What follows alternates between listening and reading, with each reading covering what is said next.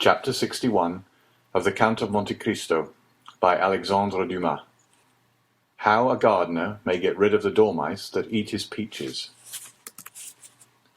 Not on the same night as he had intended, but the next morning, the Count of Monte Cristo went out by the Barrière d'Enfer, taking the road to Orléans. Leaving the village of Lina without stopping at the telegraph, which flourished its great bony arms as he passed, the Count reached the tower of Montlhéry, situated, as everyone knows, upon the highest point of the plain of that name. At the foot of the hill, the Count dismounted and began to ascend by a little winding path, about 18 inches wide. When he reached the summit, he found himself stopped by a hedge, upon which green fruit had succeeded to red and white flowers.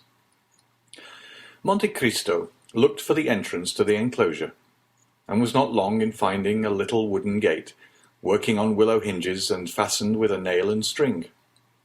The Count soon mastered the mechanism, the gate opened, and he then found himself in a little garden, about 20 feet long by 12 feet wide, bounded on one side by part of the hedge, which contained the ingenious contrivance we have called a gate, and on the other by the old tower, covered with ivy and studded with wallflowers.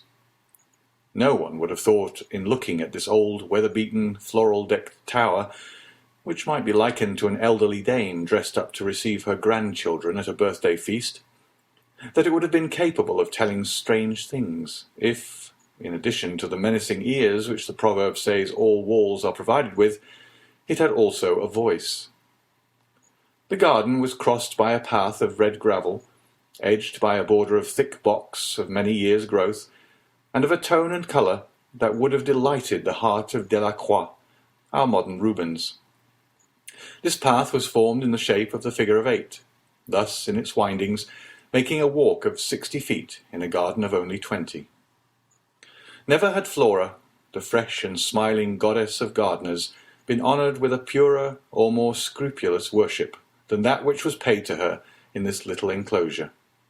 In fact, of the 20 rose trees which formed the parterre, not one bore the mark of the slug, nor were there evidences anywhere of the clustering aphis, which is so destructive to plants growing in a damp soil. And yet, it was not because the damp had been excluded from the garden. The earth, black as soot, the thick foliage of the trees betrayed its presence. Besides, had natural humidity been wanting, it could have been immediately supplied by artificial means, thanks to a tank of water sunk in one of the corners of the garden, and upon which were stationed a frog and a toad, who, from antipathy, no doubt, always remained on the two opposite sides of the basin. There was not a blade of grass to be seen in the paths or a weed in the flower-beds. No fine lady ever trained and watered her geraniums, her cacti, and her rhododendrons with more pains than the hitherto unseen gardener bestowed upon his little enclosure. Monte Cristo stopped after having closed the gate, and fastened a string to the nail, and cast a look around. "The man at the telegraph," said he, "must either engage a gardener, or devote himself passionately to agriculture." Suddenly he struck against something crouching behind a wheelbarrow filled with leaves. The something rose, uttering an exclamation of astonishment, and Monte Cristo found himself facing a man about 50 years old, who was plucking strawberries which he was placing upon grape leaves. He had 12 leaves and about as many strawberries, which on rising suddenly he let fall from his hand. "You are gathering your crop, sir," said Monte Cristo, smiling. "Excuse me, sir," replied the man, raising his hand to his cap. "I am not up there, I know, but I have only just come down." "Do not let me interfere with you in anything, my friend," said the Count. "Gather your strawberries, if indeed there are any left." "I have 10 left," said the man, "for here are 11, and I had 21, 5 more than last year. But I am not surprised. The spring has been warm this year, and strawberries require heat, sir. This is the reason that instead of the 16 I had last year, I have this year, you see, 11, already plucked 12, 13, 14, 15, 16, 17, 18. Ah, I miss 3. They were here last night, sir. I am sure they were here. I counted them. It must be the mere Simon's son who has stolen them. I saw him strolling about here this morning. Ah, the young rascal, stealing in a garden. He does not know where that may lead him to. Certainly it is wrong, said Monte Cristo. But you should take into consideration the youth and greediness of the delinquent. Of course, said the gardener. But that does not make it the less unpleasant. But, sir, once more I beg pardon, because you are an officer that I am detaining here. And he glanced timidly at the Count's blue coat.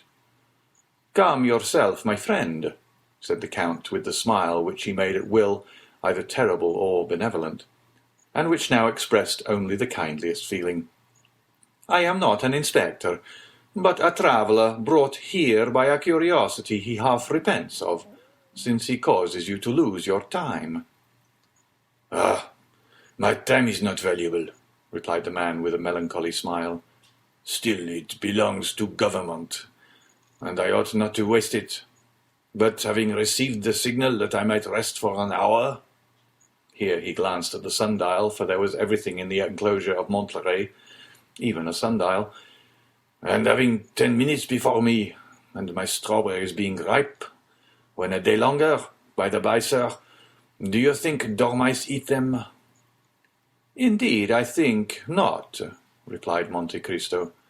Dormice are bad neighbours for us who do not eat them preserved, as the Romans did. What? Did the Romans eat them? Said the gardener. Ate dormice?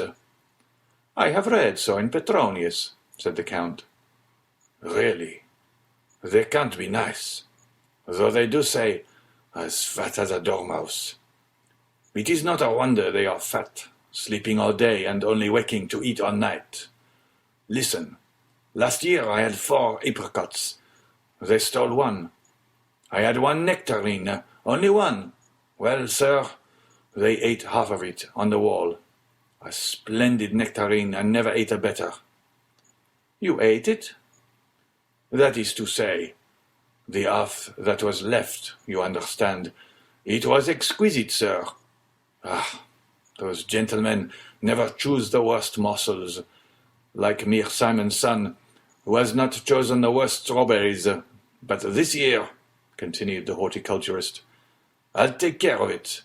It shall not happen, even if I shall be forced to sit by the whole night to watch when the strawberries are ripe. Monte Cristo had seen enough. Every man has a devouring passion in his heart, as every fruit has its worm. That of the telegraph man was horticulture. He began gathering the grape leaves which screened the sun from the grapes, and won the heart of the gardener.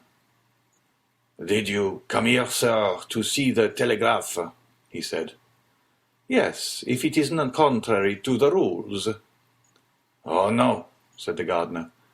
"Not in the least, since there is no danger that anyone can possibly understand what we are saying." "I have been told," said the Count, "that you do not always yourselves understand the signals you repeat." "That is true, sir, and that is what I like best," said the man, smiling. "Why do you like that best?"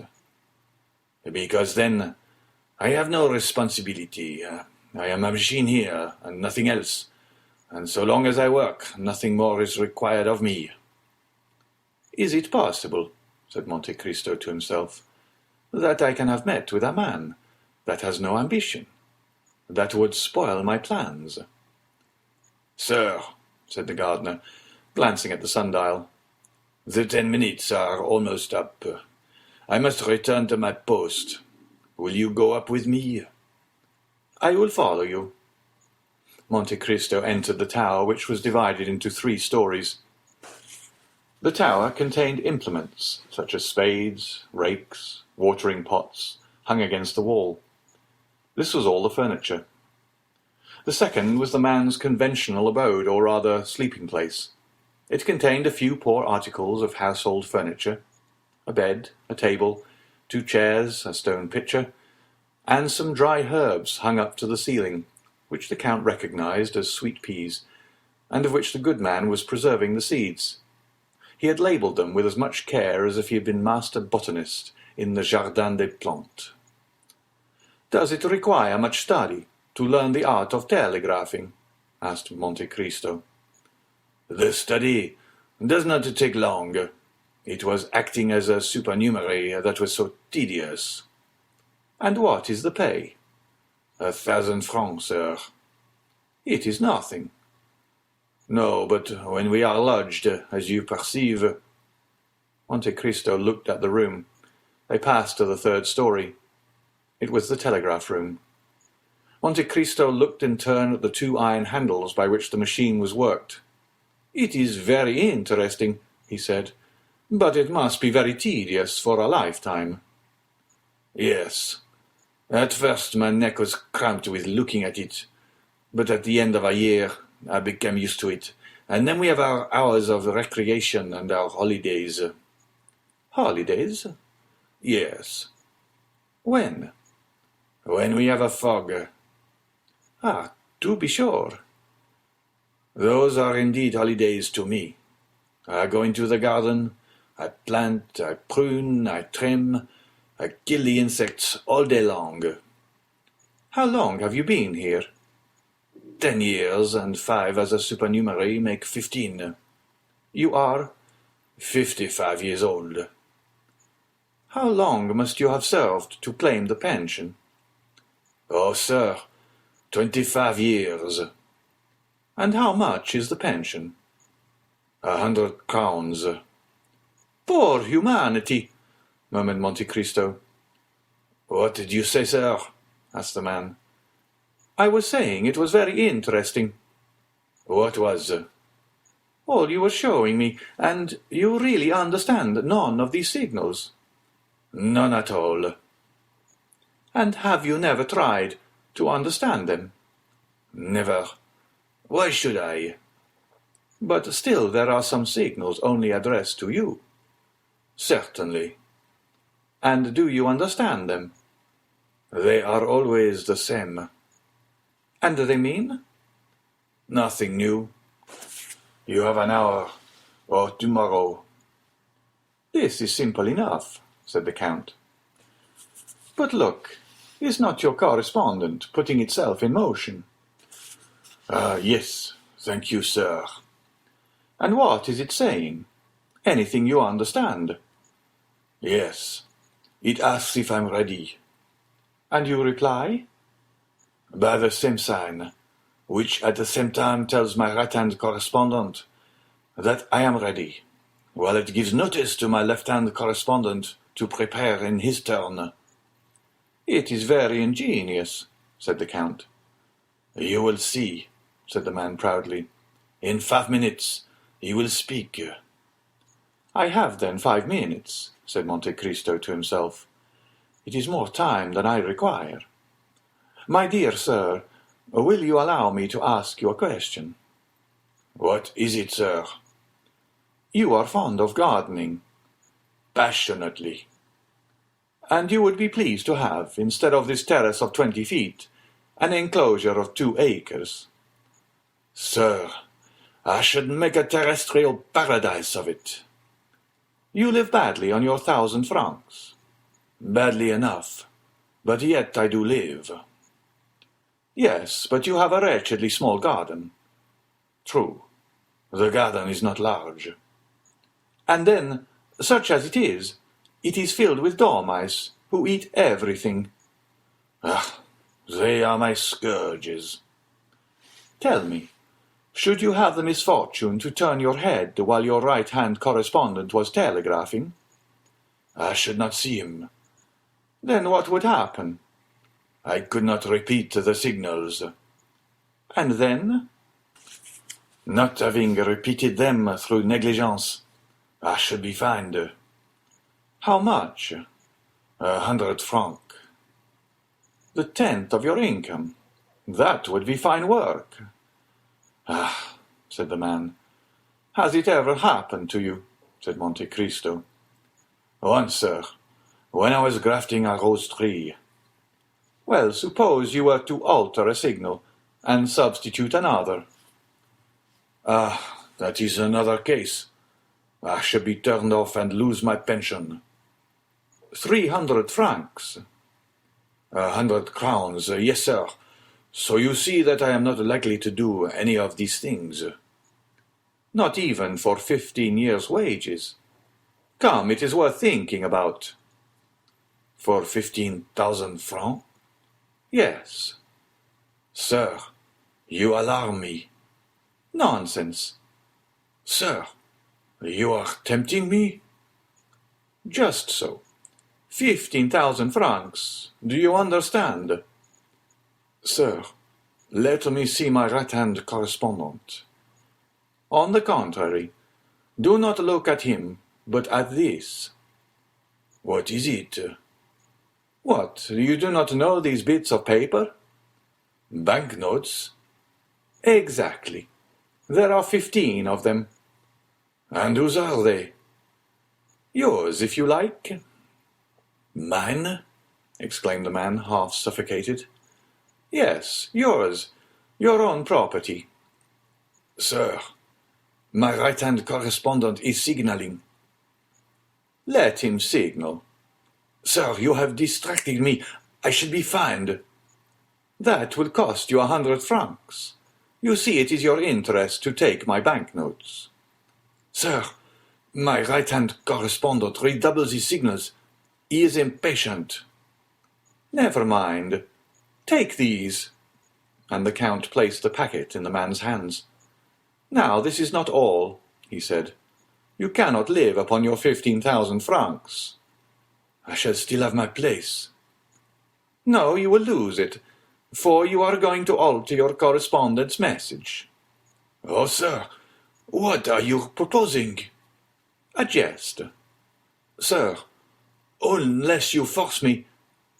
I think I can effectually force you. And Monte Cristo drew another packet from his pocket. Here are 10,000 more francs, he said, with the 15,000 already in your pocket. They will make 25,000. With 5,000 you can buy a pretty little house with 2 acres of land. The remaining 20,000 will bring you in 1,000 francs a year. A garden with 2 acres of land? And 1,000 francs a year. Oh, heavens! Come, take them, said Monte Cristo, forcing the banknotes into his hand. What am I to do? Nothing very difficult. But what is it? To repeat these signs. Monte Cristo took a paper from his pocket, upon which were drawn 3 signs with numbers to indicate the order in which they were to be worked. There, you see, it will not take long. Yes, but do this, and you will have nectarines and all the rest. The shot told. Red with fever, while the large drops fell from his brow, the man executed, one after the other, the 3 signs given by the Count. In spite of the frightful contortions of the right-hand correspondent, who, not understanding the change, began to think the gardener had gone mad. As to the left one, he conscientiously repeated the same signals which were finally transmitted to the Minister of the Interior. Now you are rich, said Monte Cristo. Yes, replied the man, but at what price? Listen, friend, said Monte Cristo. I do not wish to cause you any remorse. Believe me, then, when I swear to you that you have wronged no man, but on the contrary have benefited mankind. The man looked at the banknotes, felt them, counted them, turned pale, then red, then rushed into his room to drink a glass of water, but he had no time to reach the water jug, and fainted in the midst of his dried herbs. 5 minutes after the new telegram reached the minister, Debray had the horses put to his carriage and drove to the Danglars' house. Has your husband any Spanish bonds? He asked of the Baroness. I think so, indeed. He has 6 millions worth. He must sell them at whatever price. Why? Because Don Carlos has fled from Bourges and has returned to Spain. How do you know? Debray shrugged his shoulders. The idea of asking how I hear the news, he said. The Baroness did not wait for a repetition. She ran to her husband, who immediately hastened to his agent and ordered him to sell at any price. When it was seen that Danglars sold, the Spanish funds fell directly. Danglars lost 500,000 francs, but he rid himself of all his Spanish shares. The same evening, the following was read in Le Messager. By telegraph. The king, Don Carlos, has escaped the vigilance of his guardians at Bourges, and has returned to Spain by the Catalonian frontier. Barcelona has risen in his favour.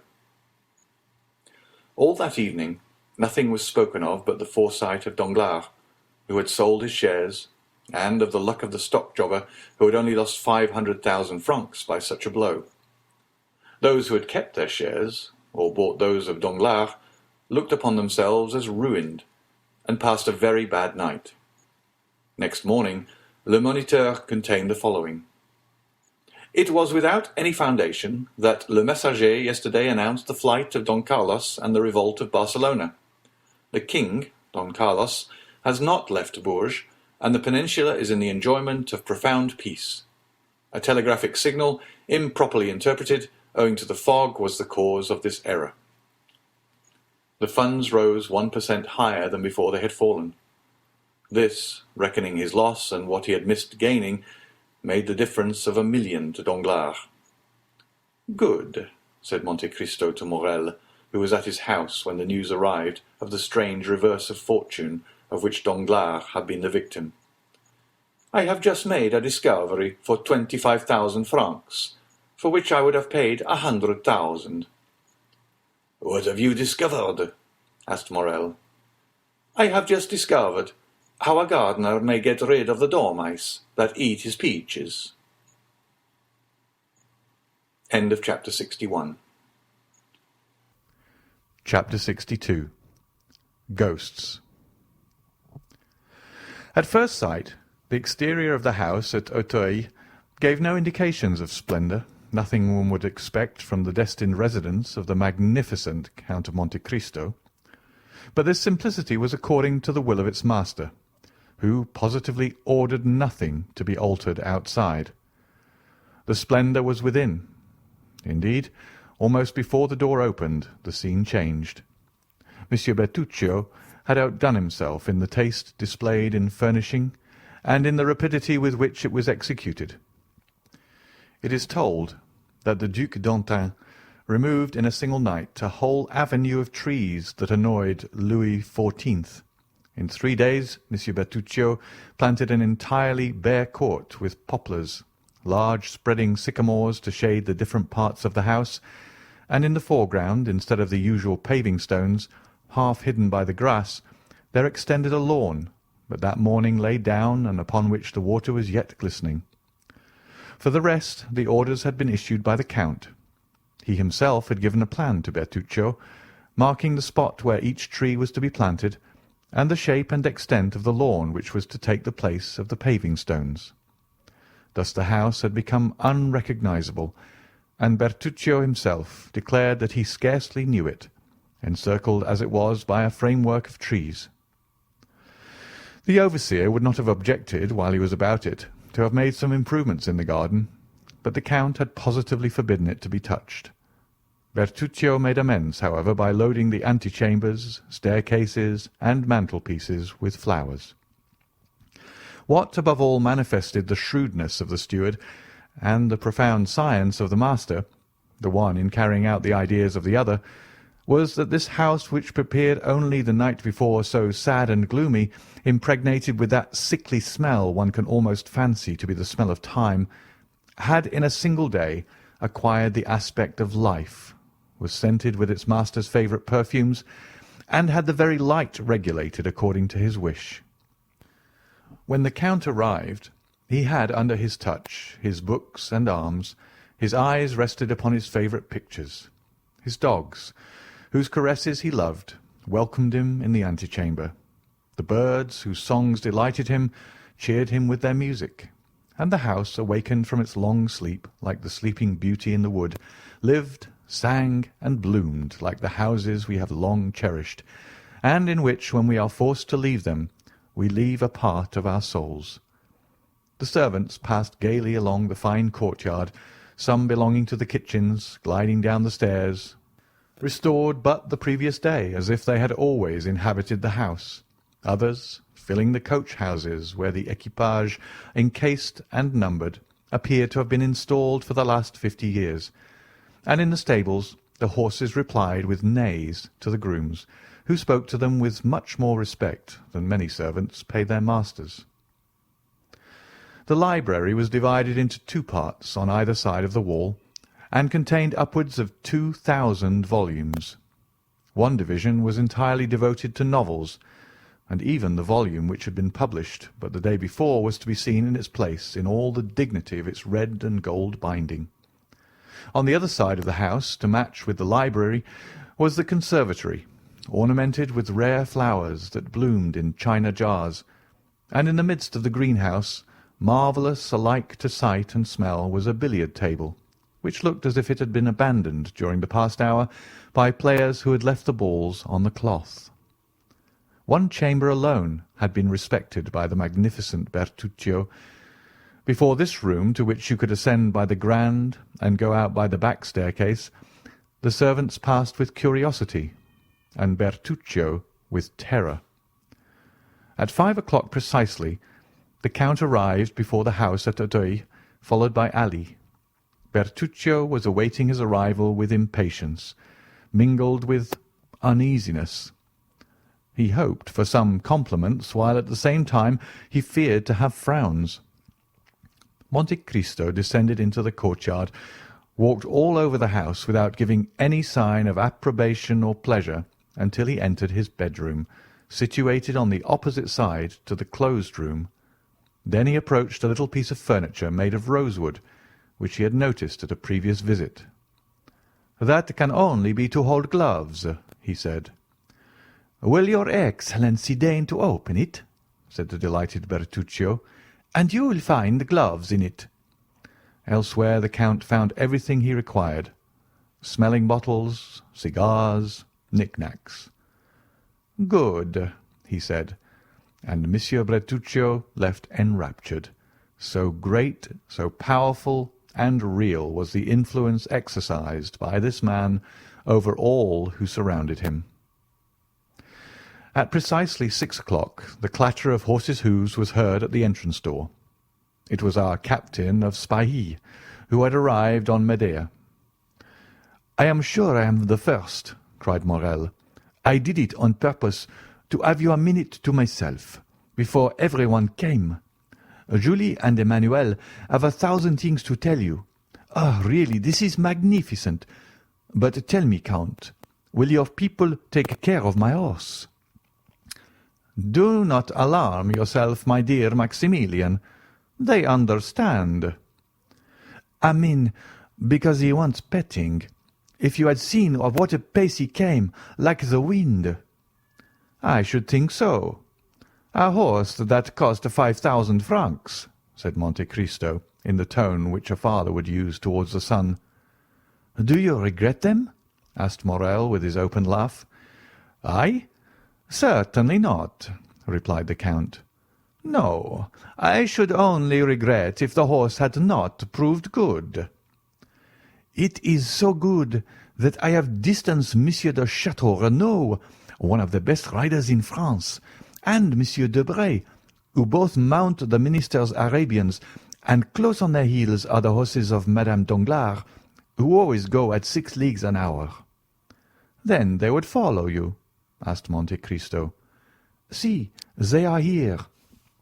And at the same minute a carriage with smoking horses, accompanied by 2 mounted gentlemen, arrived at the gate, which opened before them.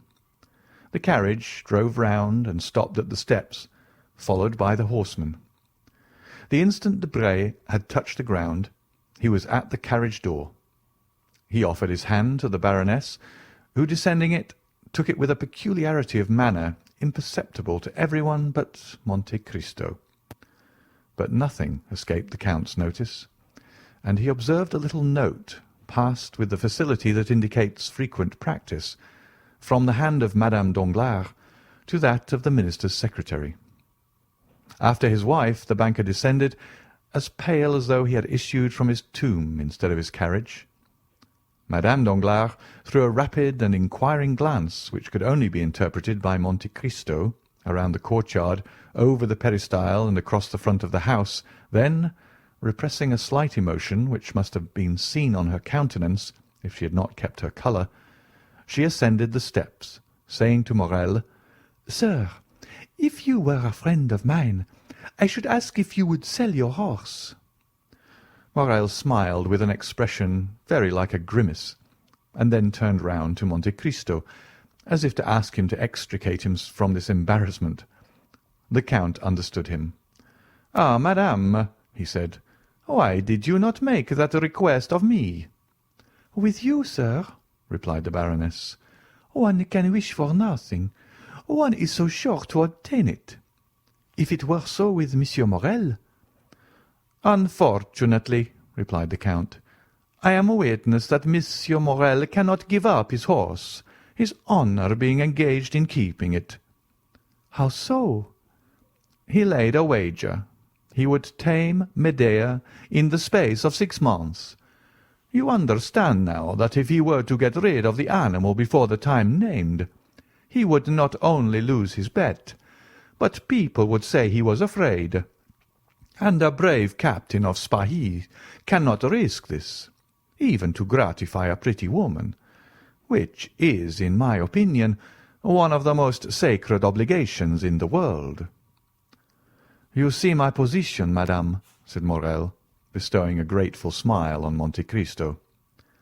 "It seems to me," said Danglars, in his coarse tone, ill-concealed by a forced smile, "that you have already got horses enough." Madame Danglars seldom allowed remarks of this kind to pass unnoticed, but, to the surprise of the young people, she pretended not to hear it, and said nothing. Monte Cristo smiled at her unusual humility, and showed her 2 immense porcelain jars, over which wound marine plants of a size and delicacy that nature alone could produce. The Baroness was astonished. "Why," said she, "you could plant one of the chestnut trees in the Tuileries inside. How can such enormous jars have been manufactured?" "Ah, madame," replied Monte Cristo, "you must not ask of us, the manufacturers of fine porcelain, such a question. It is the work of another age, constructed by the genii of earth and water." "How so? At what period can that have been?" "I do not know. I have only heard that an emperor of China had an oven built expressly, and that in this oven 12 jars like this were successfully baked. 2 broke, from the heat of the fire. The other 10 were sunk 300 fathoms deep into the sea. The sea, knowing what was required of her, threw over her weeds, encircled them with coral, and encrusted them with shells. The whole was cemented by 200 years beneath these almost impervious depths, for a revolution carried away the emperor who wished to make the trial, and only left the documents proving the manufacture of the jars and their descent into the sea. At the end of 200 years the documents were found, and they thought of bringing up the jars. Divers descended in machines, made expressly on the discovery, into the bay where they were thrown. But of 10, 3 only remained, the rest having been broken by the waves. I am fond of these jars, upon which perhaps misshapen frightful monsters have fixed their cold, dull eyes, and in which myriads of small fish have slept, seeking a refuge from the pursuit of their enemies." Meanwhile Danglars, who had cared little for curiosities, was mechanically tearing off the blossoms of a splendid orange tree, one after another. When he had finished with the orange tree, he began at the cactus. But this, not being so easily plucked as the orange tree, pricked him dreadfully. He shuddered, and rubbed his eyes as though awaking from a dream. "Sir," said Monte Cristo to him, "I do not recommend my pictures to you, who possess such splendid paintings. But nevertheless, here are 2 Hobbema, a Paul Potter, a Mieris, 2 by Gerard Dow, a Raphael, a Van Dyck, a Zurbaran, and 2 or 3 by Murillo, worth looking at." "Stay," said Debray, "I recognize this Hobbema." "Ah, indeed." "Yes, it was proposed for the museum." "Which, I believe, does not contain one," said Monte Cristo. "No, and yet they refuse to buy it." "Why?" said Chateau Renaud. "You pretend not to know, because government was not rich enough." "Ah, pardon me," said Chateau Renaud. "I have heard of these things every day during the last 8 years, and I cannot understand them yet." "You will by and by," said Debray. "I think not," replied Chateau Renaud. "Major Bartolomeo Cavalcanti and Count Andrea Cavalcanti," announced Baptistin. A black satin stock, fresh from the maker's hands, grey moustaches, a bold eye, a major's uniform ornamented with 3 medals and 5 crosses. In fact, the thorough bearing of an old soldier. Such was the appearance of Major Bartolomeo Cavalcanti, that tender father with whom we are already acquainted. Close to him, dressed in entirely new clothes, advanced smilingly Count Andrea Cavalcanti, the dutiful son, whom we also know. The 3 young people were talking together. On the entrance of the newcomers their eyes glanced from father to son, and then, naturally enough, rested on the latter, whom they began criticizing. "Cavalcanti," said Debray. "A fine name," said Morel. "Yes," said Chateau Renaud. "These Italians are well named and badly dressed." "You are fastidious, Chateau Renaud," replied Debray. "Those clothes are well cut and quite new." "That is just what I find fault with. That gentleman appears to be well dressed for the first time in his life." "Who are these gentlemen?" asked Danglars of Monte Cristo. "You heard. Cavalcanti."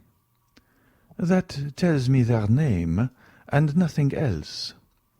"Ah, true, you do not know the Italian nobility. The Cavalcanti are all descended from princes." "Have they any fortune?" "An enormous one." "What do they do?" "Try to spend it all. They have some business with you, I think, from what they told me the day before yesterday. I, indeed, invited them here today on your account. I will introduce you to them."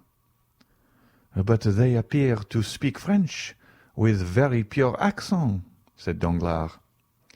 "The son has been educated in a college in the south, I believe near Marseille.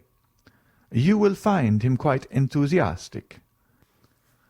"Upon what subject?" asked Madame Danglars. "The French ladies, madame. He has made up his mind to take a wife from Paris." "A fine idea, that of his," said Danglars, shrugging his shoulders. Madame Danglars looked at her husband with an expression which, at any other time, would have indicated a storm, but for the second time she controlled herself. "The Baron appears thoughtful to-day," said Monte Cristo to her. "Are they going to put him in the ministry?" "Not yet, I think. More likely he has been speculating on the Bourse and has lost money." "Monsieur and Madame de Villefort!" cried Baptistin. They entered. Monsieur de Villefort, notwithstanding his self-control, was visibly affected, and when Monte Cristo touched his hand, he felt it tremble. "Certainly women alone know how to dissimulate," said Monte Cristo to himself, glancing at Madame Danglars, who was smiling on the procureur and embracing his wife. After a short time the Count saw Bertuccio, who until then had been occupied on the other side of the house, glide into an adjoining room. He went to him. "What do you want, Monsieur Bertuccio?" said he. "Your Excellency has not stated the number of guests." "Ah, true. How many covers?" "Count for yourself." "Is everyone here, Your Excellency?" "Yes." Bertuccio glanced through the door, which was ajar. The Count watched him. "Good heavens!" he exclaimed. "What is the matter?" said the Count. "That woman! That woman!" "Which?" "The one with a white dress and so many diamonds. The fair one." "Madame Danglars?" "I do not know her name, but it is she, sir. It is she." "Whom do you mean?" "The woman of the garden. She that was enchante. She who was walking while she waited for—" Bertuccio stood at the open door with his eyes starting and his hair on end. "Waiting for whom?" Bertuccio, without answering, pointed to Villefort with something of the gesture Macbeth used to point out Banquo. "Oh, oh!" he at length muttered. "Do you see?" "What? Who?" "Him." "Him? Monsieur de Villefort, the king's attorney?" "Certainly I see him." "Then I did not kill him." "Really, I think you are going mad, good Bertuccio," said the Count. "Then he is not dead." "No, you see plainly he is not dead.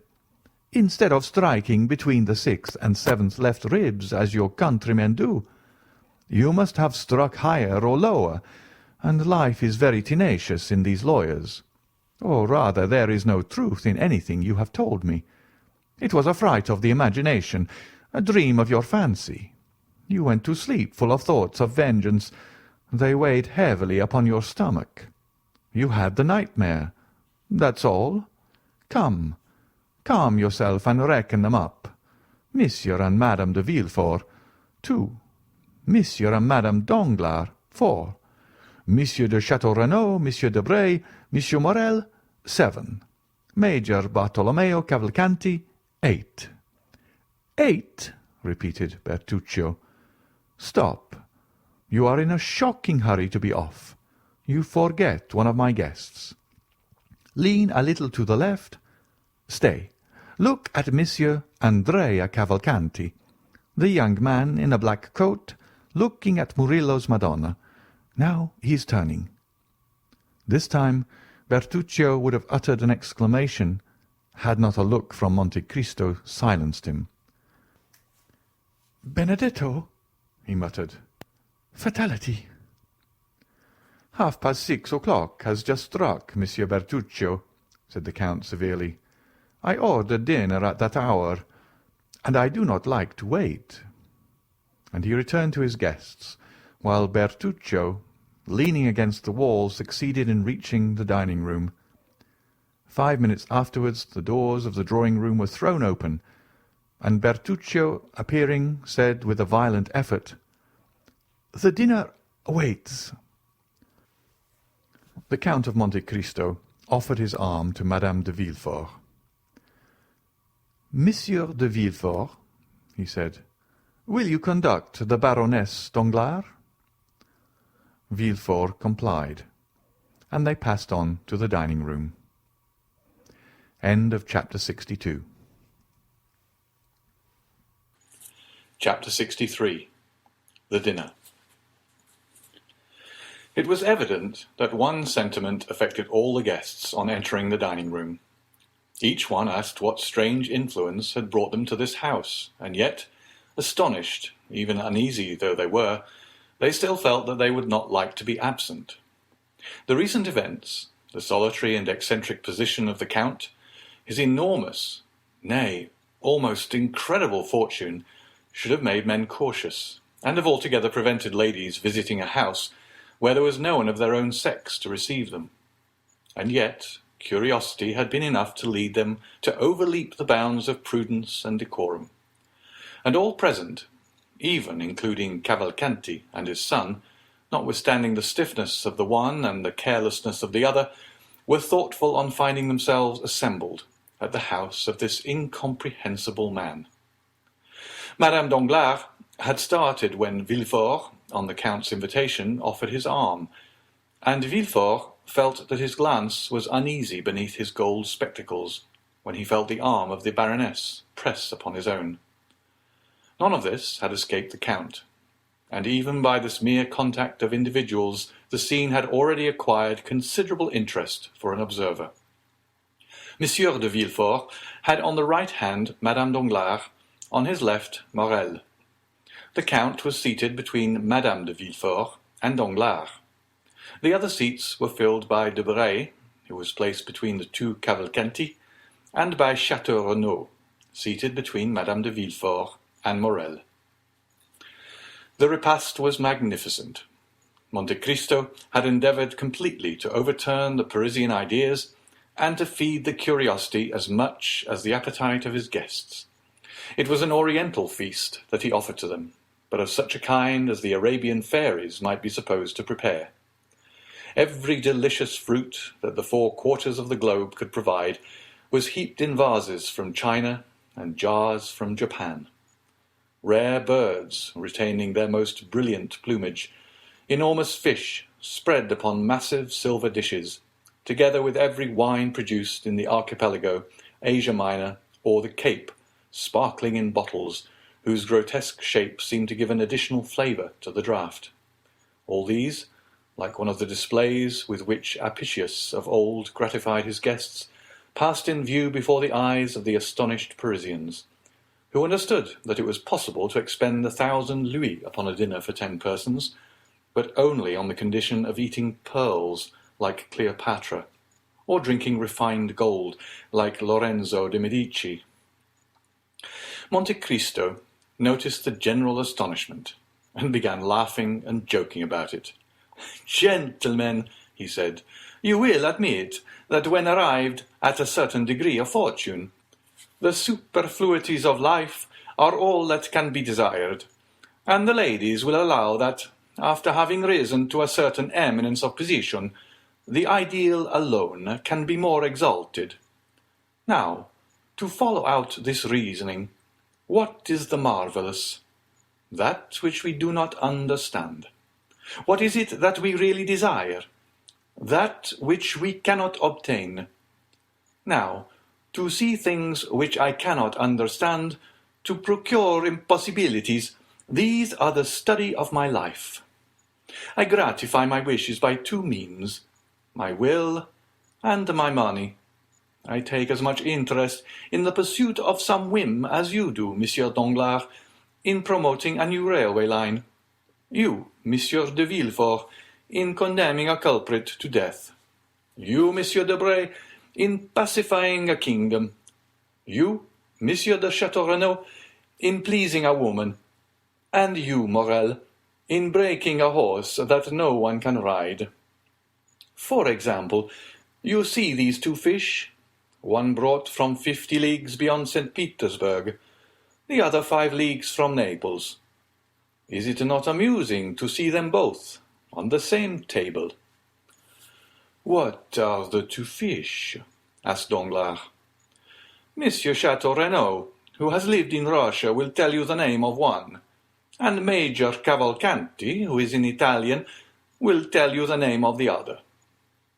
"This one is, I think, a sterlet," said Château Renaud. "And that one, if I mistake not, a lamprey." "Just so. Now, Monsieur Danglars, ask these gentlemen where they are caught." "Sterlets," said Château Renaud, "are only found in the Volga." "And," said Cavalcanti, "I know that Lake Fusaro alone supplies lampreys of that size." "Exactly.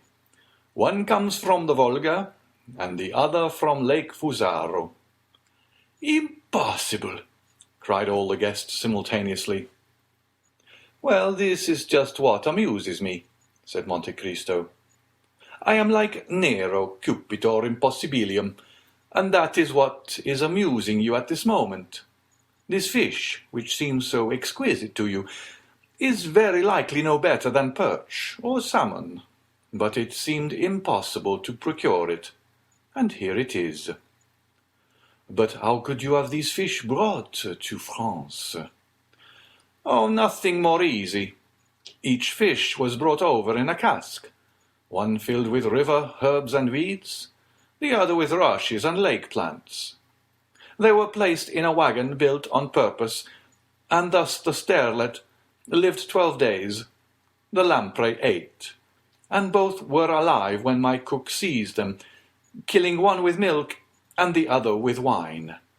You do not believe me, Monsieur Danglars?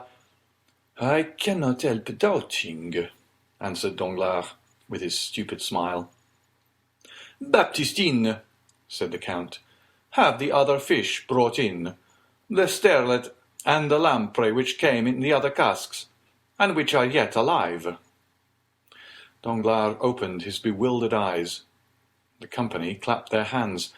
4 servants carried in 2 casks covered with aquatic plants, and in each of which was breathing a fish similar to those on the table. But why have 2 of each sort? asked Danglars.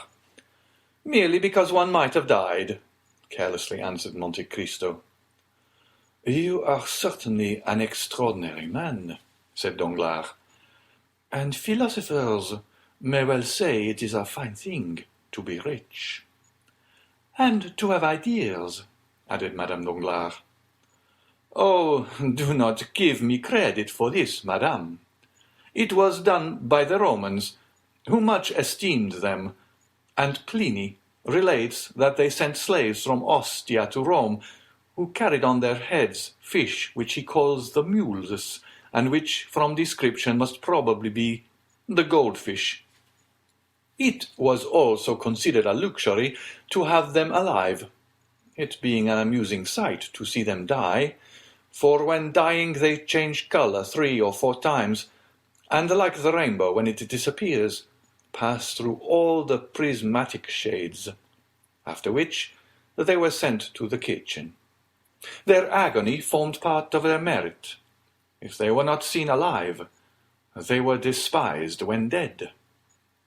Yes, said Debray, but then Ostia is only a few leagues from Rome.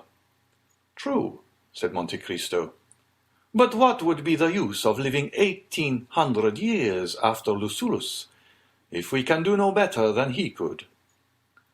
The 2 Cavalcanti opened their enormous eyes, but had the good sense not to say anything. All this is very extraordinary, said Chateau Renaud. Still, what I admire the most, I confess, is the marvellous promptitude with which your orders are executed. Is it not true that you only bought this house 5 or 6 days ago? Certainly not longer. Well, I am sure it is quite transformed since last week. If I remember rightly, it had another entrance, and the courtyard was paved and empty, while today we have a splendid lawn, bordered by trees which appear to be 100 years old. Why not? I am fond of grass and shade, said Monte Cristo. Yes, said Madame de Villefort. The door was toward the road before, and on the day of my miraculous escape, you brought me into the house from the road. I remember. Yes, madame, said Monte Cristo, but I preferred having an entrance which would allow me to see the Bois de Boulogne over my gate. In 4 days, said Morrel, it is extraordinary. Indeed, said Chateau Renaud, it seems quite miraculous to make a new house out of an old one, for it was very old, and dull too. I recollect coming from my mother to look at it when Monsieur de Saint-Méran advertised it for sale 2 or 3 years ago. Monsieur de Saint-Méran? said Madame de Villefort. Then this house belonged to Monsieur de Saint-Méran before you bought it? It appears so, replied Monte Cristo. Is it possible that you do not know of whom you purchased it? Quite so. My steward transacts all this business for me. It is certainly 10 years since the house had been occupied," said Chateau Renaud, "and it was quite melancholy to look at it, with the blinds closed, the doors locked, and the weeds in the court. Really, if the house had not belonged to the father-in-law of the procureur, one might have thought it some accursed place where a horrible crime had been committed." Villefort, who had hitherto not tasted the 3 or 4 glasses of rare wine which were placed before him, here took one and drank it off. Monte Cristo allowed a short time to elapse, and then said, "It is singular, Baron, but the same idea came across me the first time I came here. It looked so gloomy I should never have bought it if my steward had not taken the matter into his own hands. Perhaps the fellow had been bribed by the notary." "It is probable," stammered out Villefort, trying to smile. "But I can assure you that I had nothing to do with any such proceeding. This house is part of Valentine's marriage portion, and Monsieur de Saint-Méran wished to sell it, for if it had remained another year or 2 uninhabited, it would have fallen to ruin." It was Morel's turn to become pale. "There was, above all, one room," continued Monte Cristo, "very plain in appearance, hung with red damask, which, I know not why, appeared to me quite dramatic." "Why so?" said Danglars. "Why dramatique?" "Can we account for instinct?" said Monte Cristo. "Are there not some places where we seem to breathe sadness? Why, we cannot tell. It is a chain of recollections, an idea which carries you back to other times, to other places, which very likely have no connection with the present time and place. And there is something in this room which reminds me forcibly of the chamber of the Marquise de Ganges, or Desdemona.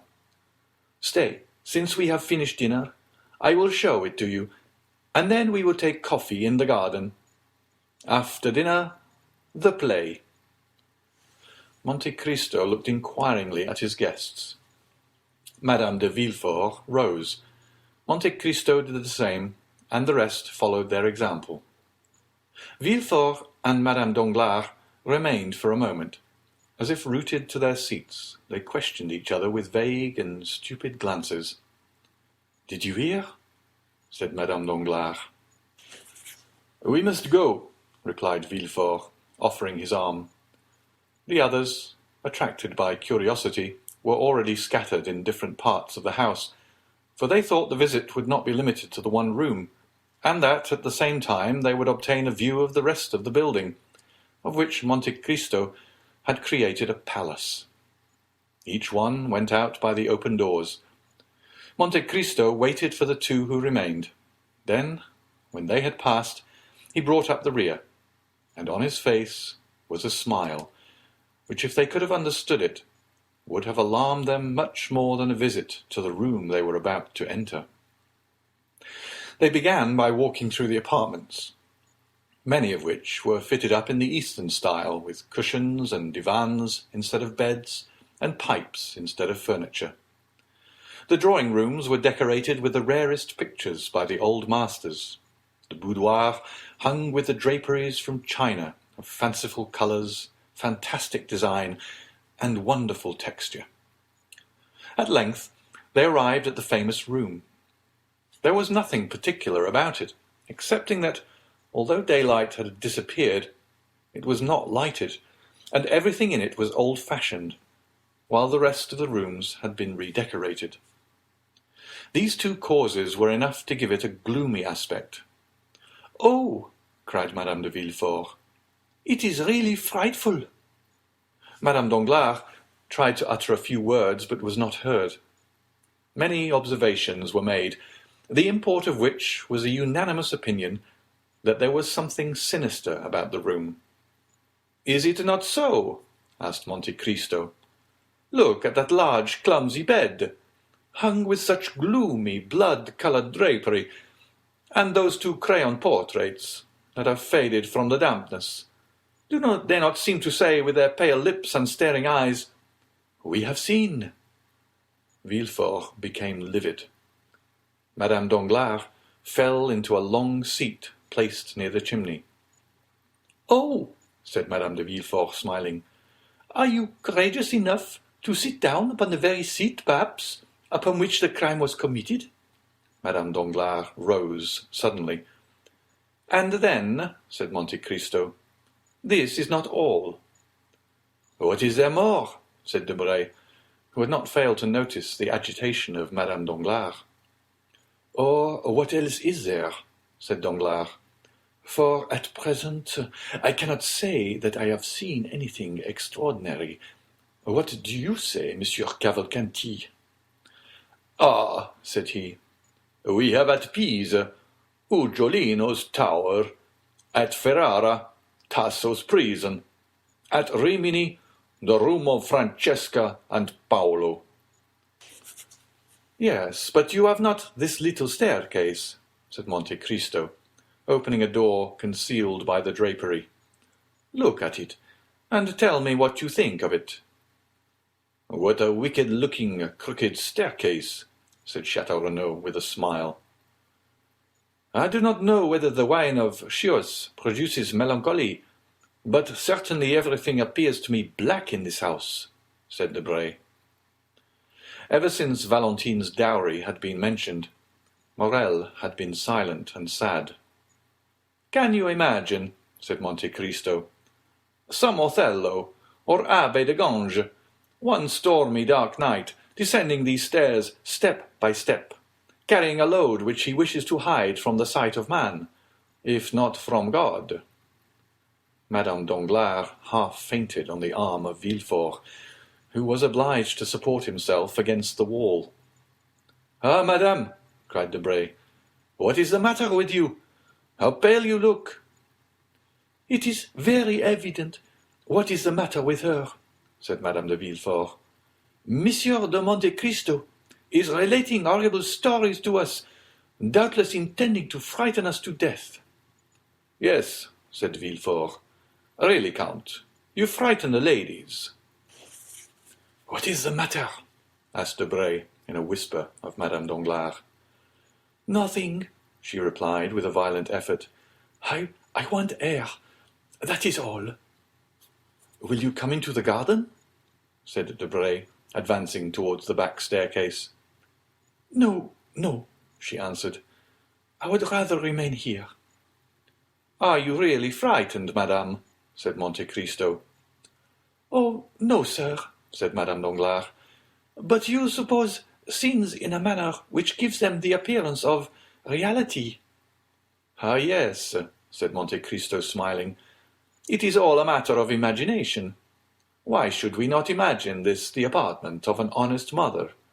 And this bed with red hangings, a bed visited by the goddess Lucina, and that mysterious staircase, the passage through which, not to disturb their sleep, the doctor and nurse pass, or even the father, carrying the sleeping child." Here Madame Danglars, instead of being calmed by the soft picture, uttered a groan and fainted. "Madame Danglars is ill," said Villefort.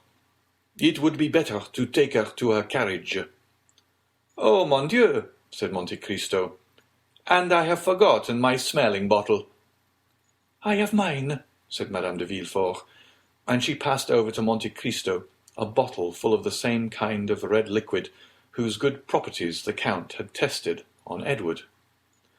"Ah," said Monte Cristo, taking it from her hand.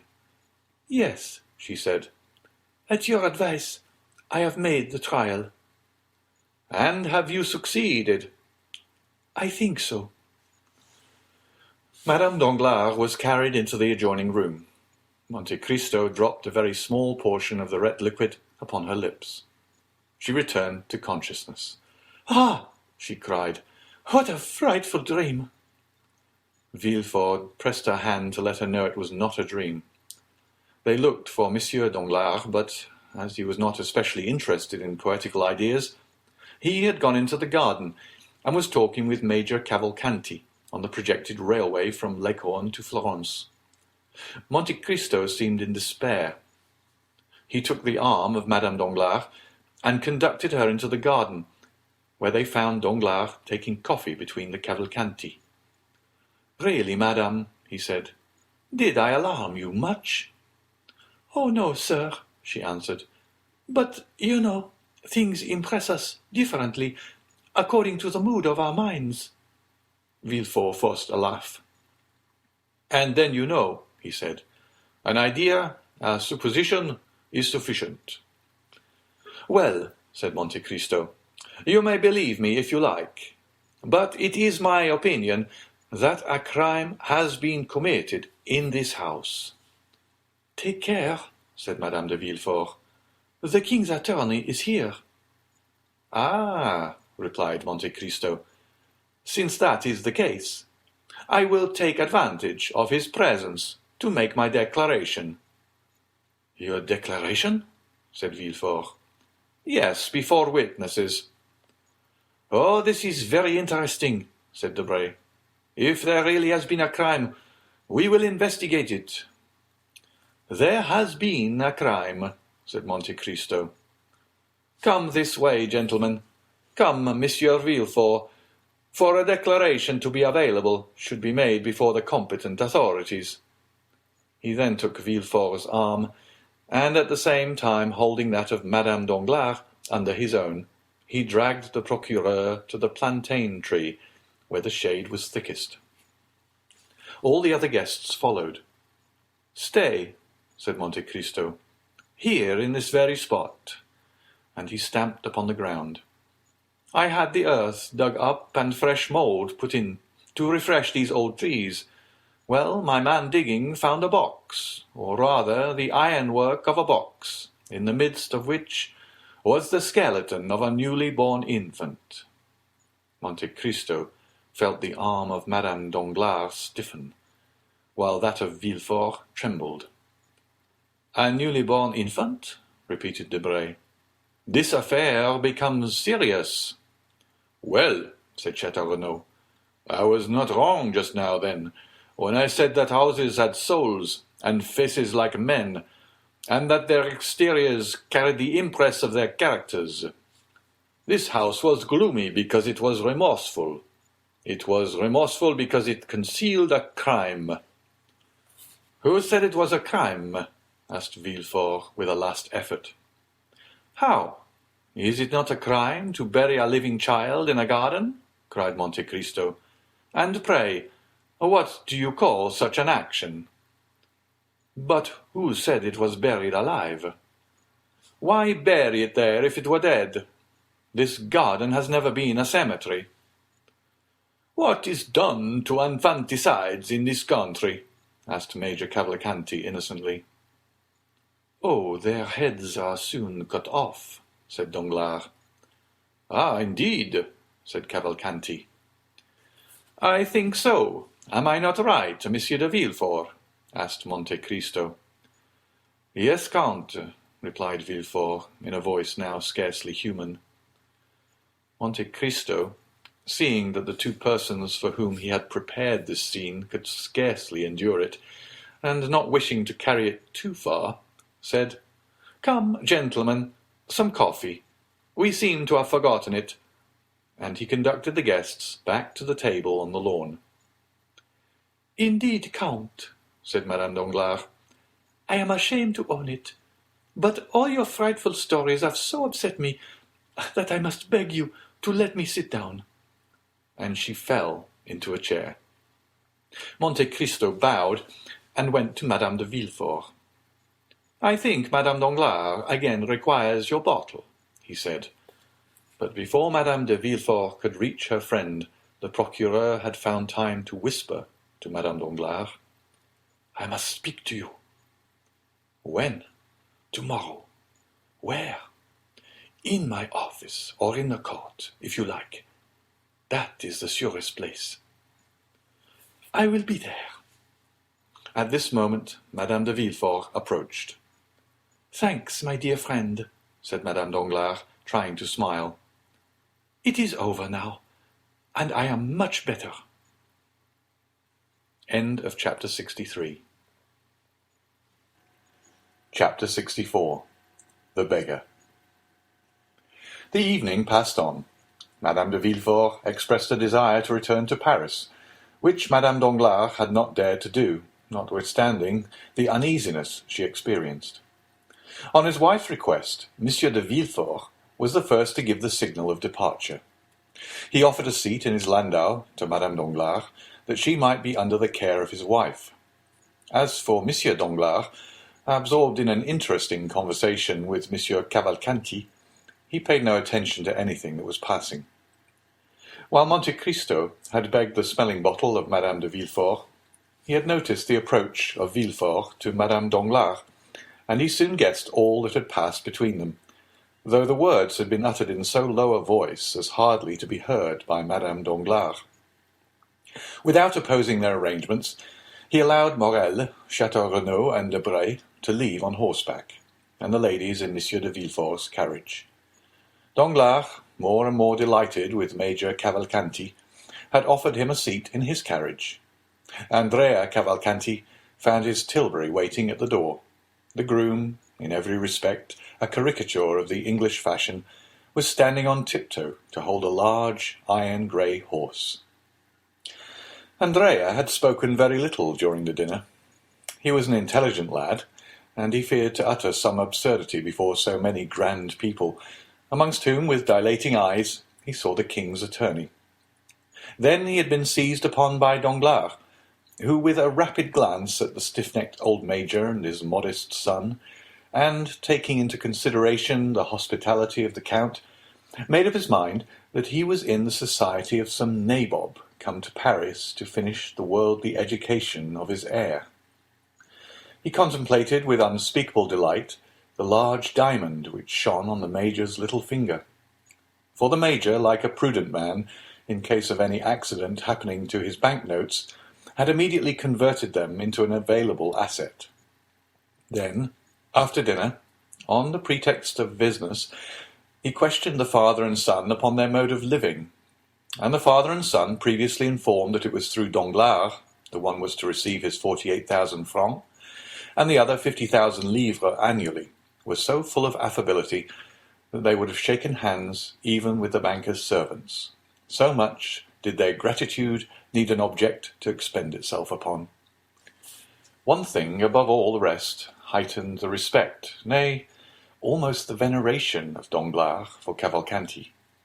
The latter, faithful to the principle of Horace, nil admirari, had contented himself with showing his knowledge by declaring in what lake the best lampreys were caught. Then he had eaten some without saying a word more. Danglars, therefore, concluded that such luxuries were common at the table of the illustrious descendant of the Cavalcanti, who most likely in Lucca fed upon trout brought from Switzerland, and lobsters sent from England by the same means used by the Count to bring the lampreys from Lake Fusaro, and the sterlet from the Volga. Thus it was with much politeness of manner that he heard Cavalcanti pronounce these words: "Tomorrow, sir, I shall have the honour of waiting upon you on business." "And I, sir," said Danglars, "shall be most happy to receive you." Upon which he offered to take Cavalcanti in his carriage to the Hôtel des Princes, if it would not be depriving him of the company of his son. To this Cavalcanti replied by saying that for some time past his son had lived independently of him, that he had his own horses and carriages, and that not having come together, it would not be difficult for them to leave separately. The major seated himself, therefore, by the side of Danglars, who was more and more charmed with the ideas of order and economy which ruled this man, and yet who, being able to allow his son 60,000 francs a year, might be supposed to possess a fortune of 500,000 or 600,000 livres. As for Andrea, he began by way of showing off to scold his groom, who, instead of bringing the tilbury to the steps of the house, had taken it to the outer door, thus giving him the trouble of walking 30 steps to reach it.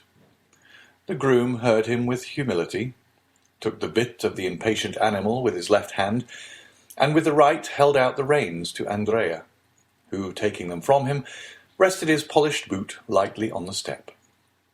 At that moment a hand touched his shoulder. The young man turned round, thinking that Danglars or Monte Cristo had forgotten something they wished to tell him, and had returned just as they were starting. But instead of either of these, he saw nothing but a strange face, sunburnt and encircled by a beard, with eyes brilliant as carbuncles, and a smile upon the mouth which displayed a perfect set of white teeth, pointed and sharp as the wolf's or jackal's. A red handkerchief encircled his grey head. Torn and filthy garments covered his large bony limbs, which seemed as though, like those of a skeleton, they would rattle as he walked. And the hand with which he leaned upon the young man's shoulder, and which was the first thing Andrea saw, seemed of gigantic size. Did the young man recognize that face by the light of the lantern in his tilbury? Or was he merely struck with the horrible appearance of his interrogator? We cannot say, but only relate the fact that he shuddered and stepped back suddenly. "What do you want of me?" he asked. "Pardon me, my friend, if I disturb you," said the man with the red handkerchief, "but I want to speak to you." "You have no right to beg at night," said the groom, endeavouring to rid his master of the troublesome intruder. "I am not begging, my fine fellow," said the unknown to the servant, with so ironical an expression of the eye, and so frightful a smile, that he withdrew. "I only wish to say 2 or 3 words to your master, who gave me a commission to execute about a fortnight ago." "Come," said Andrea, with sufficient nerve for his servant not to perceive his agitation. "What do you want? Speak quickly, friend." The man said in a low voice, I wish you to spare me the walk back to Paris.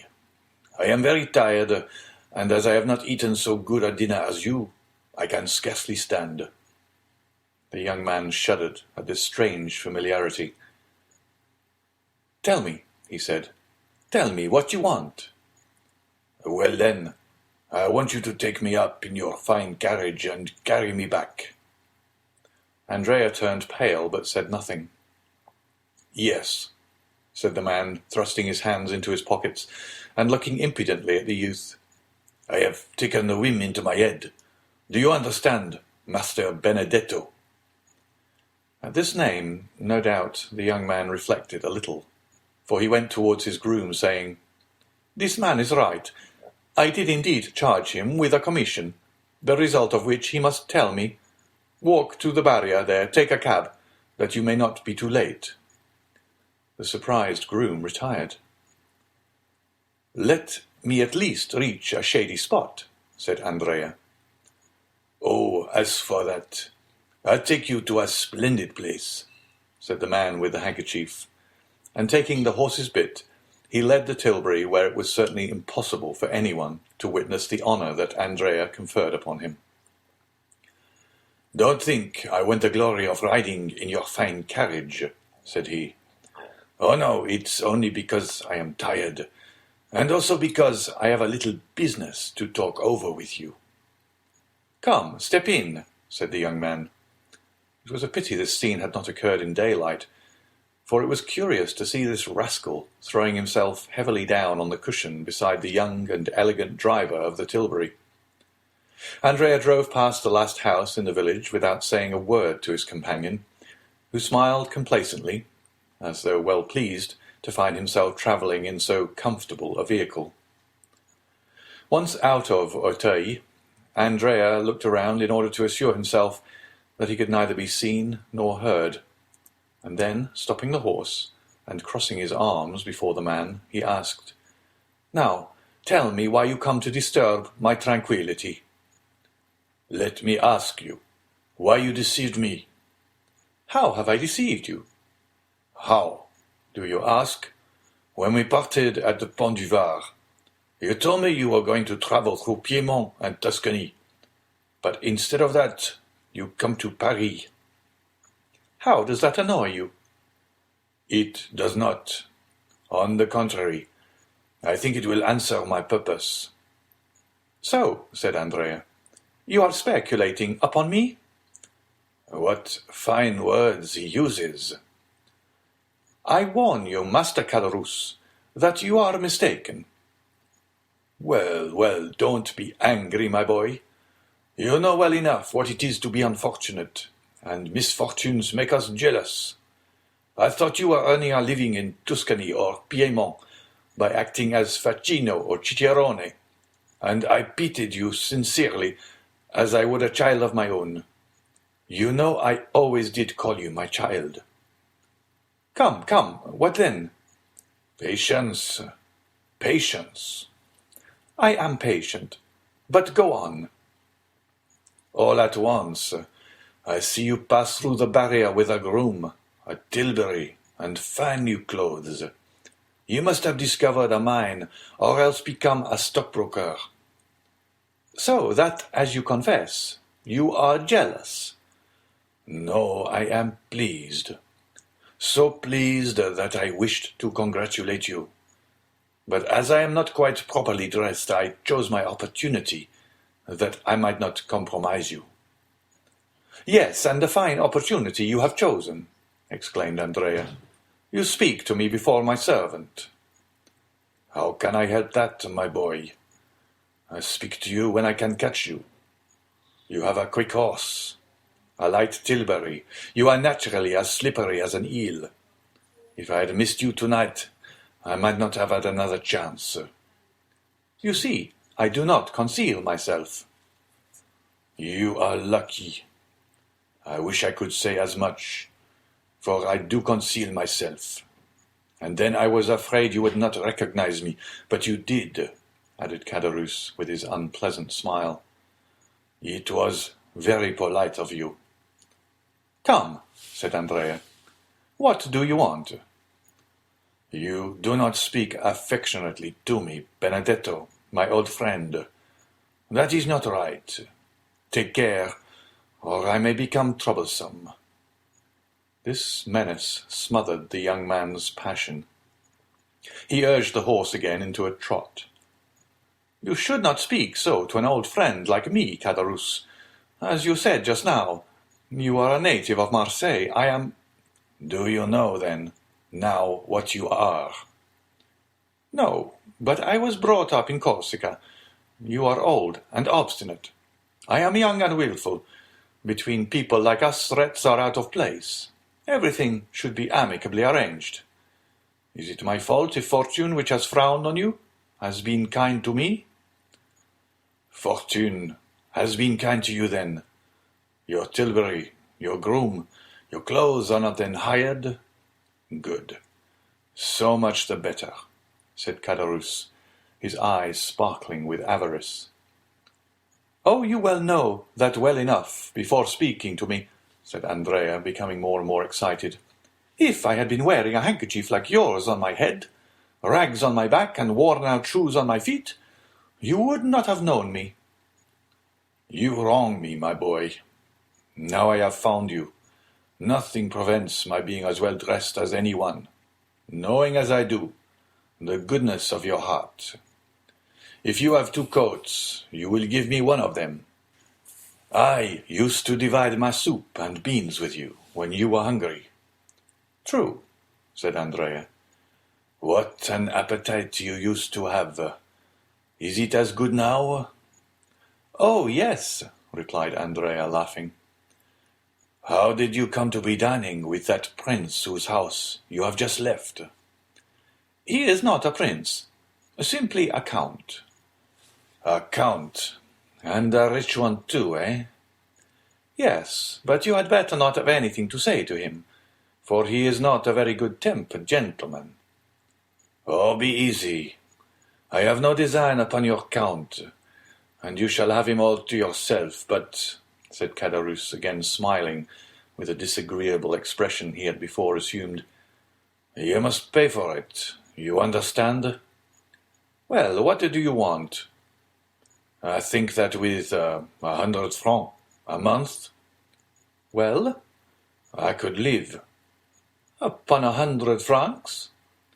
Come, you understand me, but that with— With 150 francs I could be quite happy.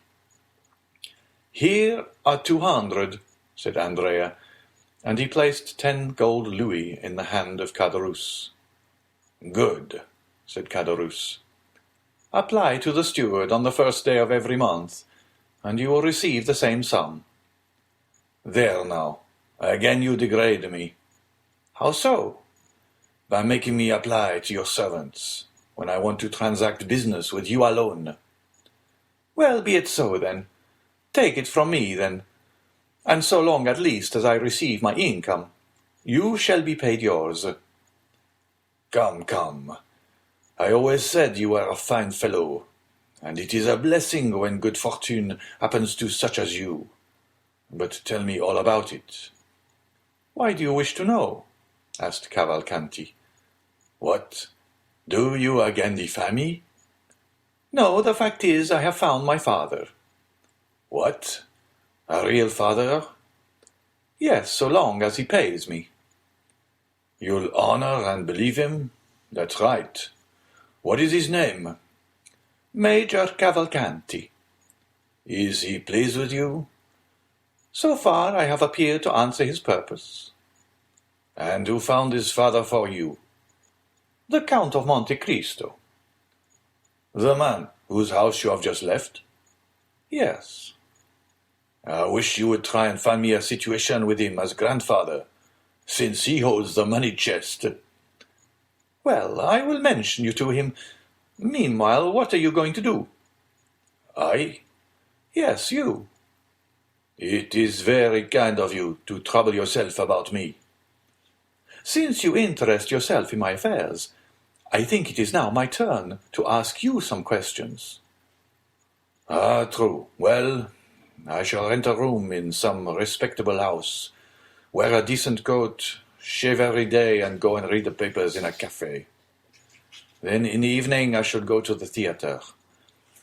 I shall look like some retired baker. That is what I want."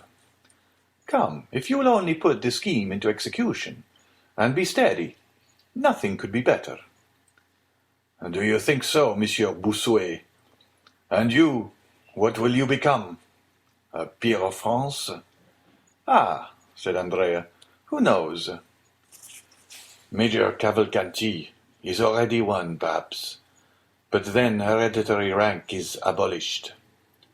"No politics, Caderousse. And now that you have all you want, and that we understand each other, jump down from the tilbury and disappear." "Not at all, my good friend." "How? Not at all?" "Why, just think for a moment.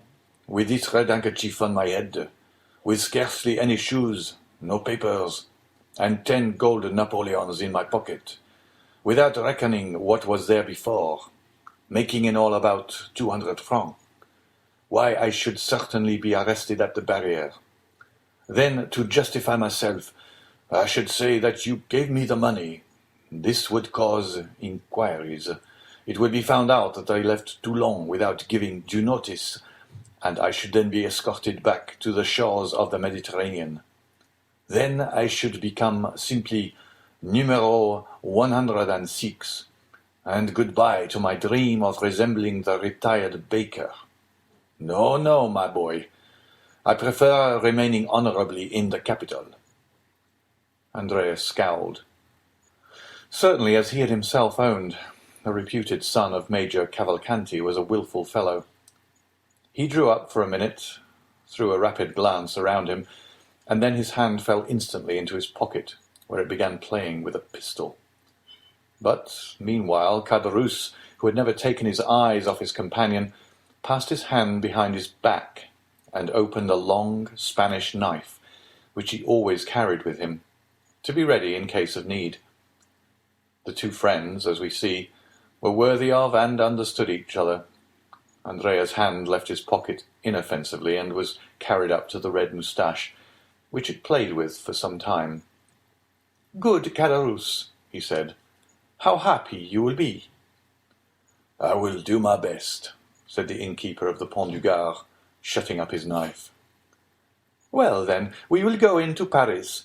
But how will you pass through the barrier without exciting suspicion? It seems to me that you are in more danger riding than on foot." "Wait," said Caderousse. We shall see." He then took the great coat with the large collar which the groom had left behind in the tilbury, and put it on his back. Then he took off Cavalcanti's hat, which he placed upon his own head, and finally he assumed the careless attitude of a servant whose master drives himself. "But tell me," said Andrea, "am I to remain bareheaded?" "Pooh," said Caderousse, "it is so windy that your hat can easily appear to have blown off." Come, enough of this," said Cavalcanti. "What are you waiting for?" said Caderousse. "I hope I am not the cause." "Hush," said Andrea. They passed the barrier without accident. At the first cross street, Andrea stopped his horse, and Caderousse leapt out. "Well," said Andrea, "my servant's coat and my hat." "Ah," said Caderousse, "you would not like me to risk taking cold." "But what am I to do?" "You? Oh, you are young, while I am beginning to get old. Au revoir, Benedetto."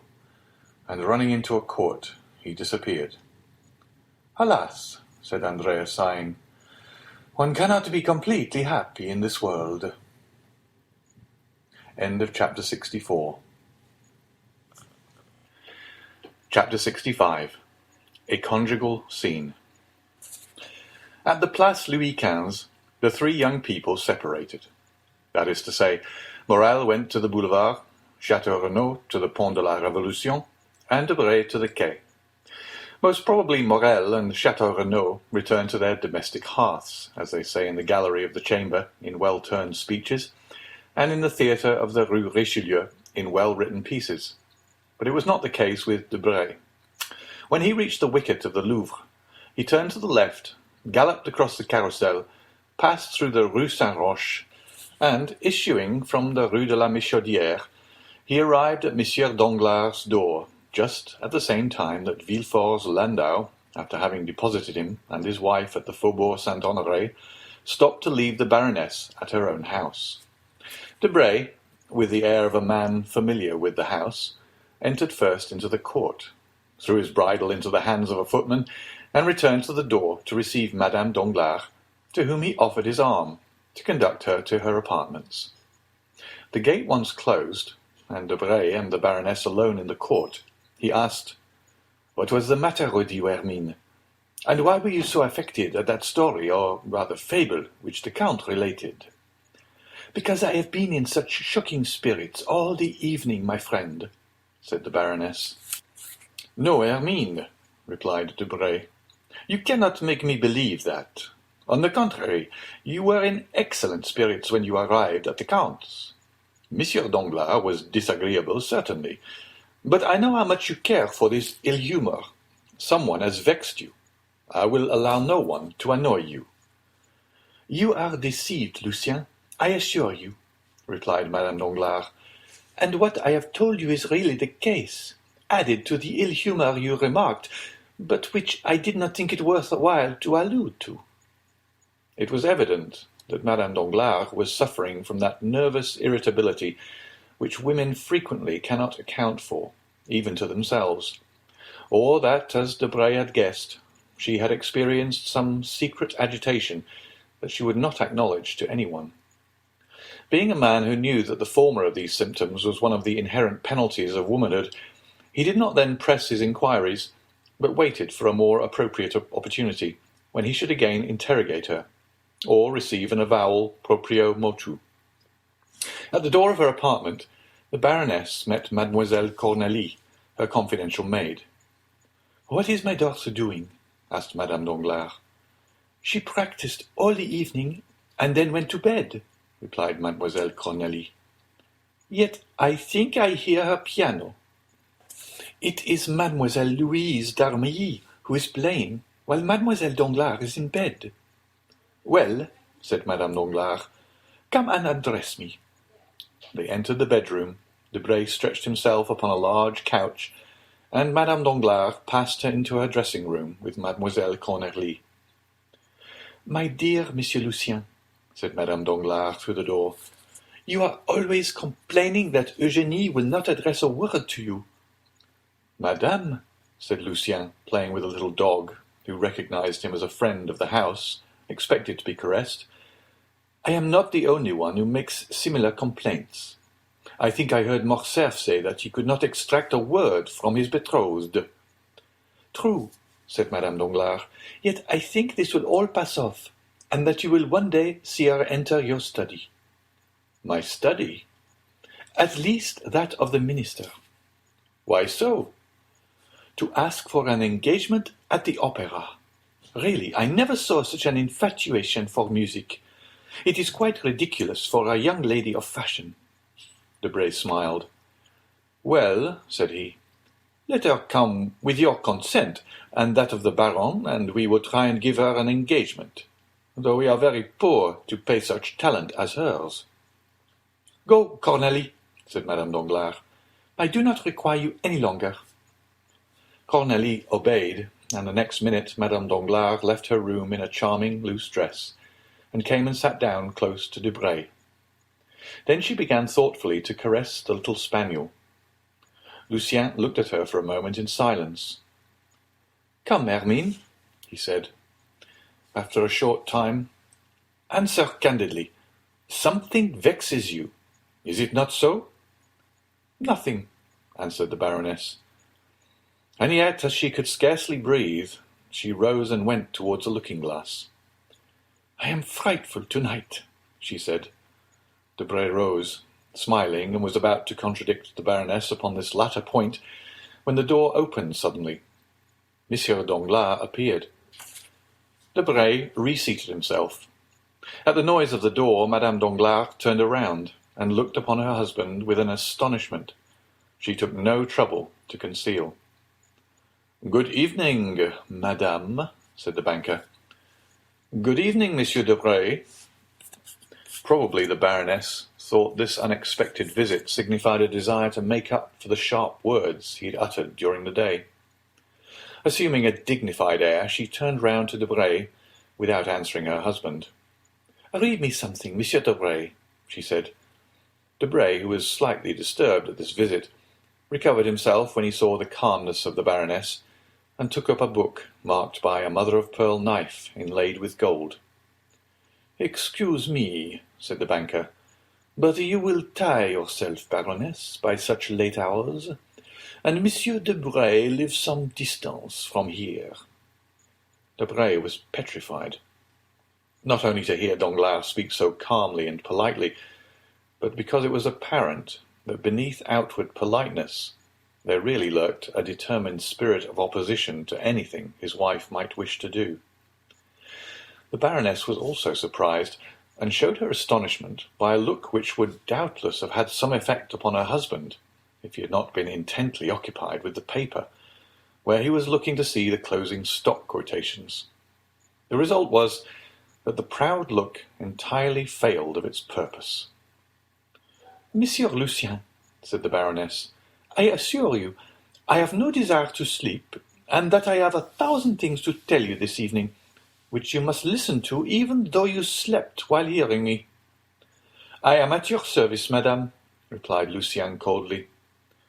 My dear Monsieur Debray, said the banker, do not kill yourself tonight, listening to the follies of Madame Danglars, for you can hear them as well tomorrow.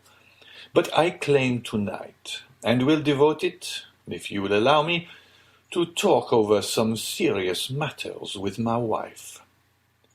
This time the blow was so well aimed, and hit so directly, that Lucien and the Baroness were staggered, and they interrogated each other with their eyes, as if to seek help against his aggression. But the irresistible will of the master of the house prevailed, and the husband was victorious. Do not think I wish to turn you out, my dear Debray, continued Danglars. Oh, no, not at all. An unexpected occurrence forces me to ask my wife to have a little conversation with me. It is so rarely I make such a request. I am sure you cannot grudge it to me. Debray muttered something, bowed, and went out, knocking himself against the edge of the door, like Nathan in Athalie. "It is extraordinary," he said when the door was closed behind him, "how easily these husbands, whom we ridicule, gain an advantage over us." Lucien having left, Danglars took his place on the sofa, closed the open book, and placing himself in a dreadfully dictatorial attitude, he began playing with the dog, but the animal not liking him as well as Debray, and attempting to bite him, Danglars seized him by the skin of his neck and threw him upon a couch on the other side of the room.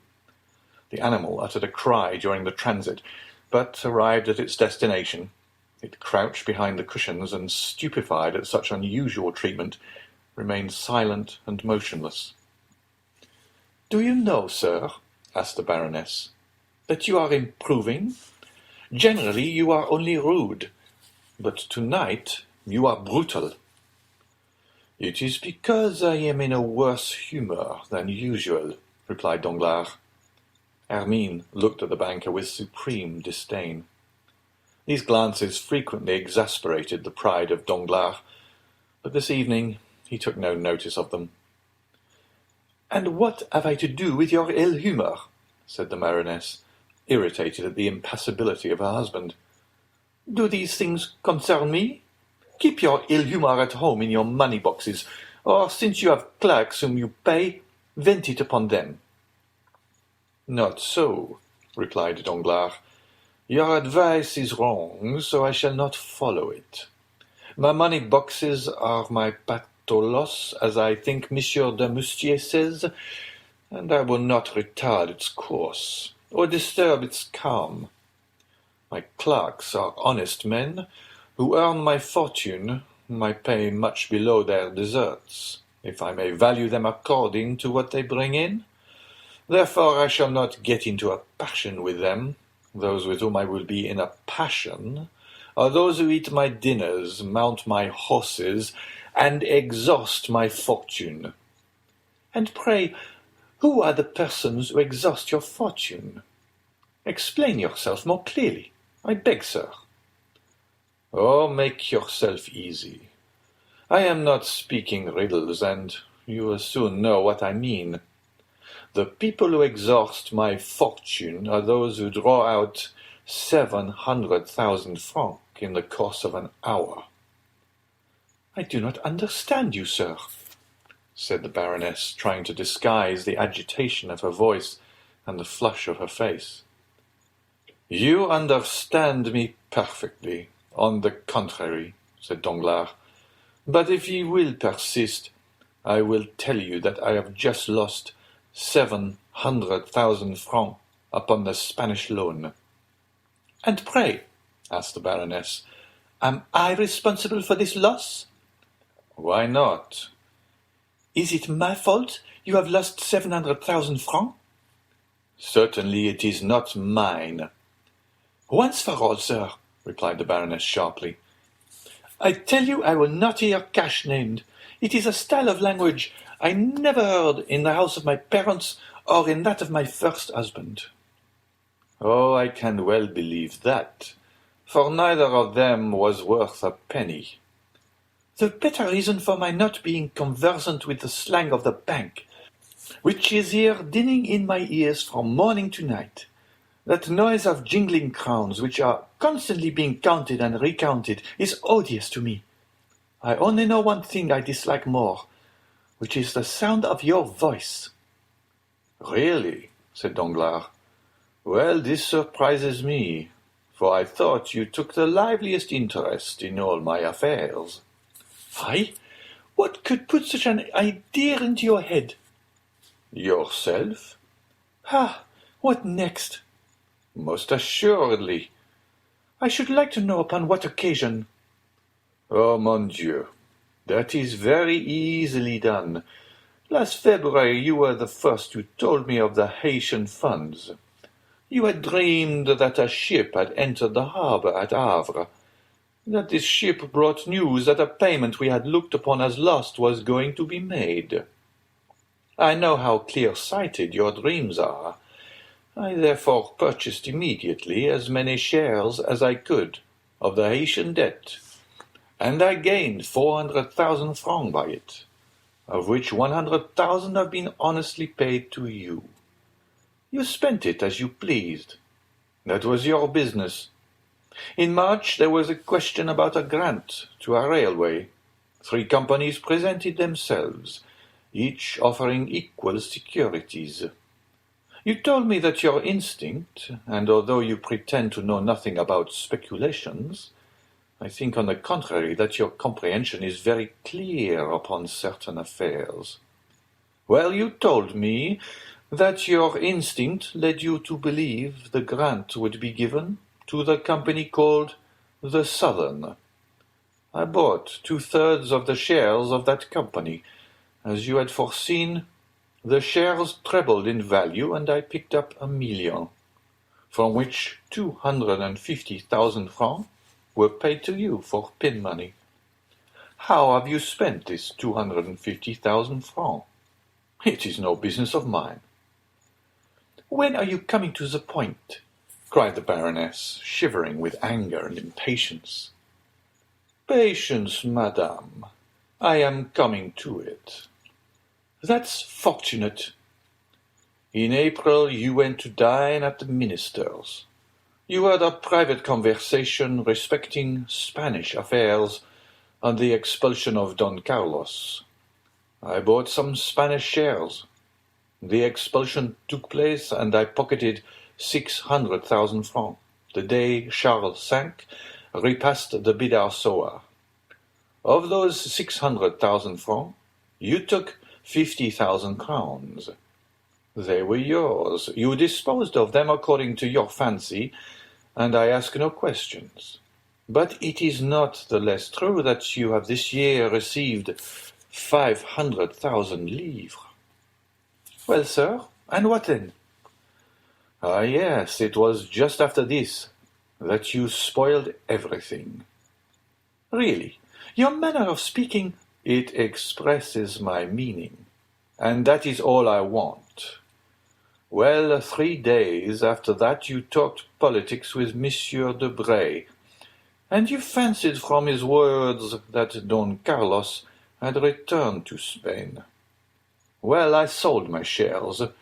The news got out, and I no longer sold. I gave them away. Next day I found the news was false, and by this false report I have lost 700,000 francs. Well? Well, since I gave you 1/4 of my gains, I think you owe me 1/4 of my losses. The 1/4 of 700,000 francs is 175,000 francs. What you say is absurd, and I cannot see why Monsieur Daubray's name is mixed up in this affair. Because if you do not possess the 175,000 francs I reclaim, you must have lent them to your friends, and Monsieur Daubray is one of your friends. For shame! Exclaimed the Baroness. Oh, let us have no gestures, no screams, no modern drama, or you will oblige me to tell you that I see Daubray leave here, pocketing the whole of the 500,000 livres you have handed over to him this year, while he smiles to himself, saying that he has found what the most skilful players have never discovered, that is, a roulette where he wins without playing, and is no loser when he loses. The Baroness became enraged. "Wretch!" she cried, "will you dare to tell me you did not know what you now reproach me with?" "I do not say that I did know it, and I do not say that I did not know it. I merely tell you to look into my conduct during the last 4 years that we have ceased to be husband and wife, and see whether it has not always been consistent. Some time after our rupture, you wished to study music, under the celebrated baritone who made such a successful appearance at the Theatre Italien. At the same time, I felt inclined to learn dancing of the danseuse who acquired such a reputation in London. This cost me, on your account and mine, 100,000 francs.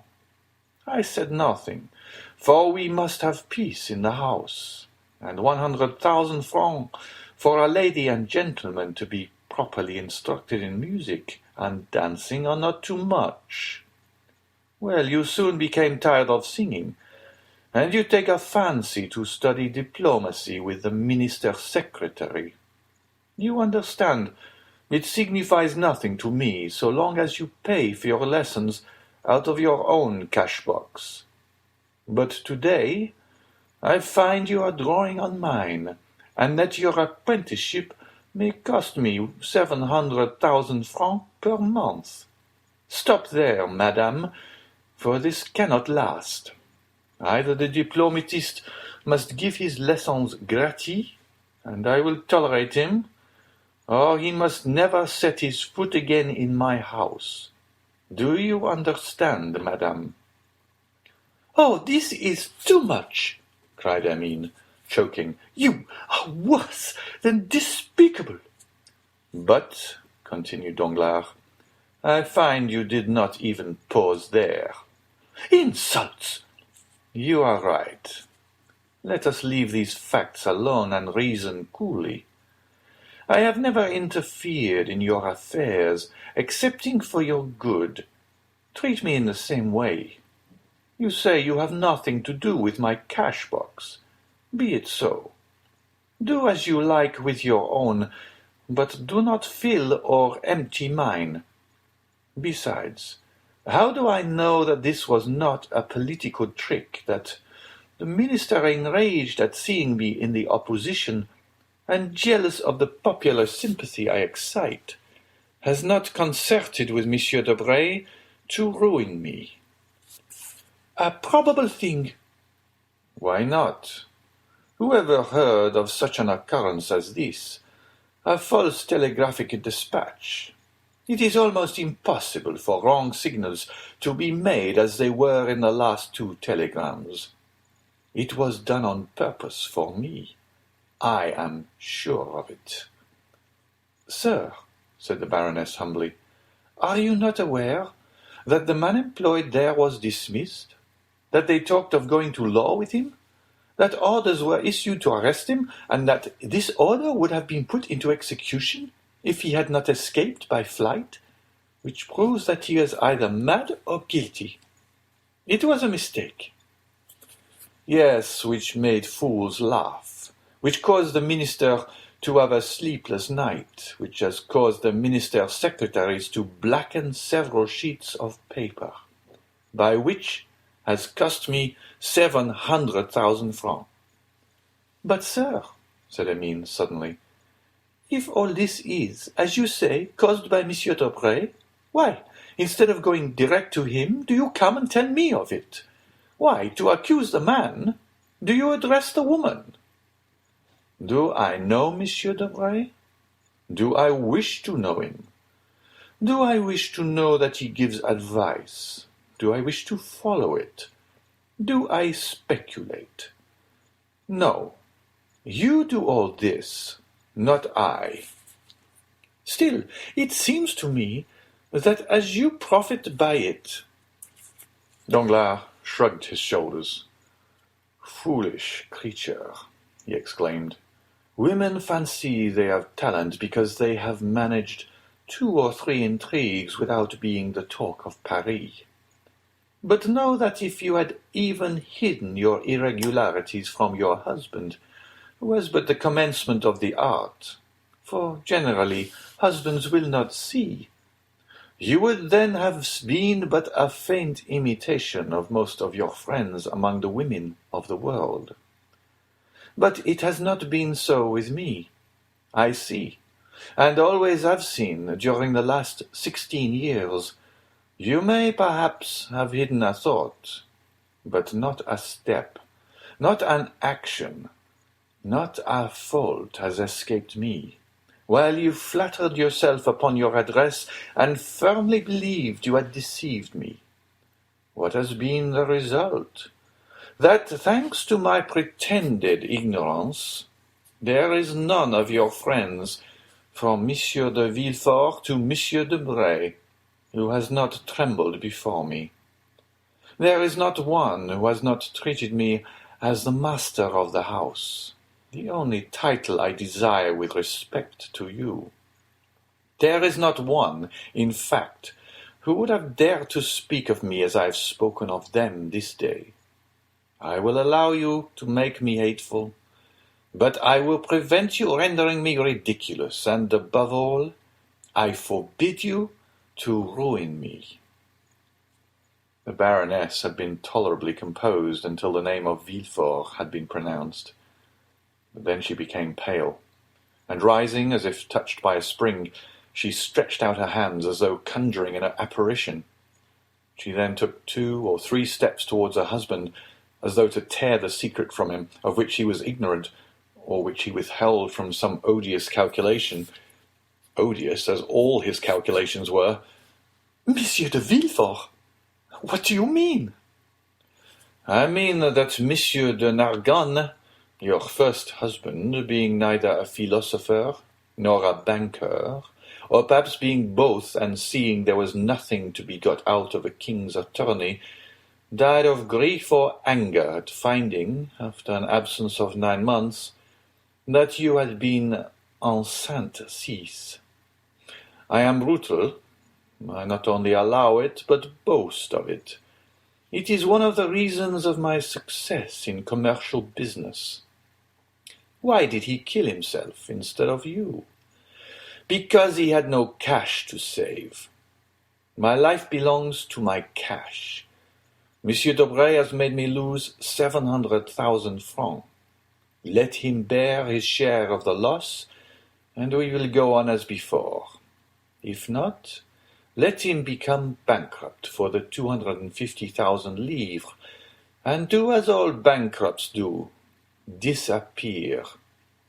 He is a charming fellow, I allow, when his news is correct, but when it is not, there are 50 others in the world who would do better than he." Madame Danglars was rooted to the spot. She made a violent effort to reply to this last attack, but she fell upon a chair, thinking of Villefort, of the dinner scene, of the strange series of misfortunes which had taken place in her house during the last few days, and changed the usual calm of her establishment to a scene of scandalous debate. Danglars did not even look at her, though she did her best to faint. He shut the bedroom door after him without adding another word, and returned to his apartments. And when Madame Danglars recovered from her half-fainting condition, she could almost believe that she had had a disagreeable dream. End of chapter 65. Chapter 66. Matrimonial Projects. The day following this scene, at the hour the banker usually chose to pay a visit to Madame Danglars on his way to his office, his coupe did not appear. At this time, that is, about 12:30, Madame Danglars ordered her carriage and went out. Danglars, hidden behind a curtain, watched the departure he had been waiting for. He gave orders that he should be informed as soon as Madame Danglars appeared. But at 2:00 she had not returned. He then called for his horses, drove to the chamber, and inscribed his name to speak against the budget. From 12 to 2:00, Danglars had remained in his study, unsealing his dispatches and becoming more and more sad every minute, heaping figure upon figure, and receiving, among other visits, one from Major Cavalcanti, who, as stiff and exact as ever, presented himself precisely at the hour named the night before, to terminate his business with the banker.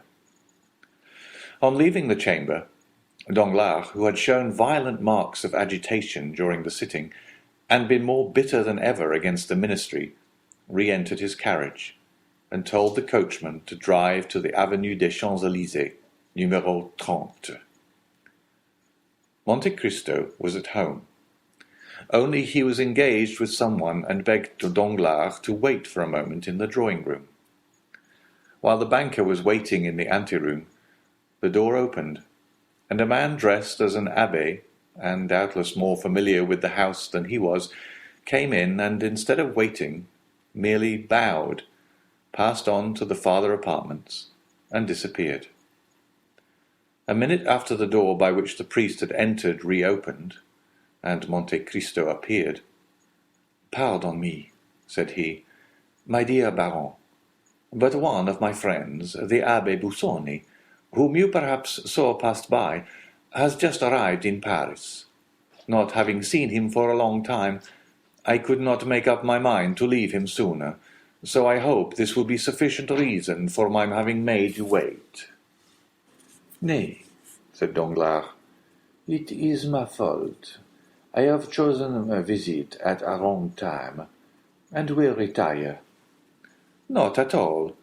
On the contrary, be seated. But what is the matter with you? You look careworn. Really, you alarm me. A melancholy in a capitalist, like the appearance of a comet, presages some misfortune to the world." "I have been in ill luck for several days," said Danglars, "and I have heard nothing but bad news." "Ah, indeed," said Monte Cristo. "Have you had another fall at the Bourse?" "No, I am safe for a few days at least. I am only annoyed about a bankrupt of Trieste." "Really? Does it happen to be Jacopo Manfredi?" "Exactly so. Imagine a man who has transacted business with me for I don't know how long, to the amount of 800,000 or 900,000 francs during the year. Never a mistake or delay. A fellow who paid like a prince. Well, I was a million in advance with him, and now my fine Jacopo Manfredi suspends payment." "Really?" "It is an unheard-of fatality. I draw upon him for 600,000 francs. My bills are returned unpaid, and more than that, I hold bills of exchange signed by him to the value of 400,000 francs, payable at his correspondence in Paris at the end of this month. Today is the 30th. I present them, but my correspondent has disappeared. This, with my Spanish affair, made a pretty end to the month." "Then you really lost by that affair in Spain?" "Yes, only 700,000 francs out of my cash box, nothing more." "Why, how could you have made such a mistake? Such an old stager." "Oh, it is all my wife's fault. She dreamed Don Carlos had returned to Spain. She believes in dreams. It is magnetism, she says, and when she dreams a thing, it is sure to happen, she assures me. On this conviction, I allow her to speculate. She having her bank and her stockbroker, she speculated and lost. It is true she speculates with her own money, not mine. Nevertheless, you can understand that when 700,000 francs leave the wife's pocket, the husband always finds it out. But do you mean to say you have not heard of this? Why, the thing has made a tremendous noise." "Yes, I heard of it spoken, but I did not know the details, and then no one can be more ignorant than I am of the affairs in the Bourse." "Then you do not speculate?" "I? How could I speculate, when I already have so much trouble in regulating my income? I should be obliged, besides my steward, to keep a clerk and a boy. But touching these Spanish affairs, I think that the Baroness did not dream the whole of the Don Carlos matter. The papers said something about it, did they not?" "Then you believe the papers?" "I? Not the least in the world. Only I fancied that the honest Messager was an exception to the rule, and that it only announced telegraphic dispatches." "Well, that's what puzzles me," replied Danglars. The news of the return of Don Carlos was brought by telegraph. So that, said Monte Cristo, you have lost nearly 1,700,000 francs this month. Not nearly, indeed. That is exactly my loss. Diable, said Monte Cristo compassionately. It is a hard blow for a third-rate fortune. Third-rate? Said Danglars, rather humble. What do you mean by that? Certainly, continued Monte Cristo. I make 3 assortments in fortune. First-rate, second-rate, and third-rate fortunes. I call those first-rate which are composed of treasures one possesses under one's hand, such as mines, lands, and funded property, in such states as France, Austria, and England, provided these treasures and property form a total of about 100 millions. I call those second-rate fortunes that are gained by manufacturing enterprises, joint stock companies, viceroyalties, and principalities, not drawing more than 1,500,000 francs, the whole forming a capital of about 50 millions. Finally, I call those third-rate fortunes, which are composed of a fluctuating capital, dependent upon the will of others, or upon chances which a bankruptcy involves or a false telegram shakes, such as banks, speculations of the day, in fact, all operations under the influence of greater or less mischances, the whole bringing in a real or fictitious capital of about 15 millions. I think this is about your position, is it not? Confound it, yes, replied Danglars. The result, then, of 6 more such months as this would be to reduce the third-rate house to despair. Oh, said Danglars, becoming very pale, how you are running on. Let us imagine 7 such months, continued Monte Cristo in the same tone. Tell me, have you ever thought that 7 times 1,700,000 francs make nearly 12 millions? No, you have not. Well, you are right, for if you indulge in such reflections, you would never risk your principal, which is to the speculator what the skin is to civilized man. We have our clothes, some more splendid than others. This is our credit. But when a man dies, he has only his skin. In the same way, on retiring from business, you have nothing but your real principal of about 5 or 6 millions, at the most. For third-rate fortunes are never more than a fourth of what they appear to be, like the locomotive on a railway, the size of which is magnified by the smoke and steam surrounding it. Well, out of the 5 or 6 millions which form your real capital, you have just lost nearly 2 millions, which must, of course, in the same degree, diminish your credit and fictitious fortune.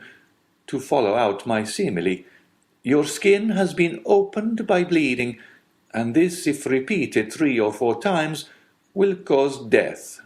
So pay attention to it, my dear Monsieur Danglars. Do you want money? Do you wish me to lend you some? What a bad calculator you are, exclaimed Danglars, calling to his assistance all his philosophy and dissimulation. I have made money at the same time by speculations which have succeeded. I have made up the loss of blood by nutrition. I lost a battle in Spain. I have been defeated in Trieste, but my naval army in India will have taken some galleons, and my Mexican pioneers will have discovered some mine. Very good, but the wound remains and will reopen at the first loss. No, for I am only embarked in certainties, replied Danglars, with the air of a mountebank sounding his own praises. To involve me, 3 governments must crumble to dust. Well, such things have been. That there should be a famine, Recollect the 7 fat and the 7 lean kine. Or that the sea should become dry as in the days of Pharaoh, and even then my vessels would become caravans. So much the better. I congratulate you, my dear Monsieur Danglars, said Monte Cristo. I see I was deceived, and that you belong to the class of second-rate fortunes. I think I may aspire to that honour, said Danglars with a smile, which reminded Monte Cristo of the sickly moons which bad artists are so fond of daubing into their pictures of ruins. But while we are speaking of business, Danglars added, pleased to find an opportunity of changing the subject, tell me what I am to do for Monsieur Cavalcanti. Give him money, if he is recommended to you, and the recommendation seems good. Excellent. He presented himself this morning with a bond of 40,000 francs, payable at sight on you, signed by Busoni, and returned by you to me, with your endorsement, of course. I immediately counted him over the 40 banknotes. Monte Cristo nodded his head in token of assent. But that is not all, continued Danglars. He has opened an account with my house for his son. May I ask how much he allows the young man? 5,000 francs per month. 60,000 francs per year. I thought I was right in believing that Cavalcanti to be a stingy fellow. How can a young man live upon 5,000 francs a month? But you understand that if the young man should want a few thousand more, do not advance it. The father will never repay it.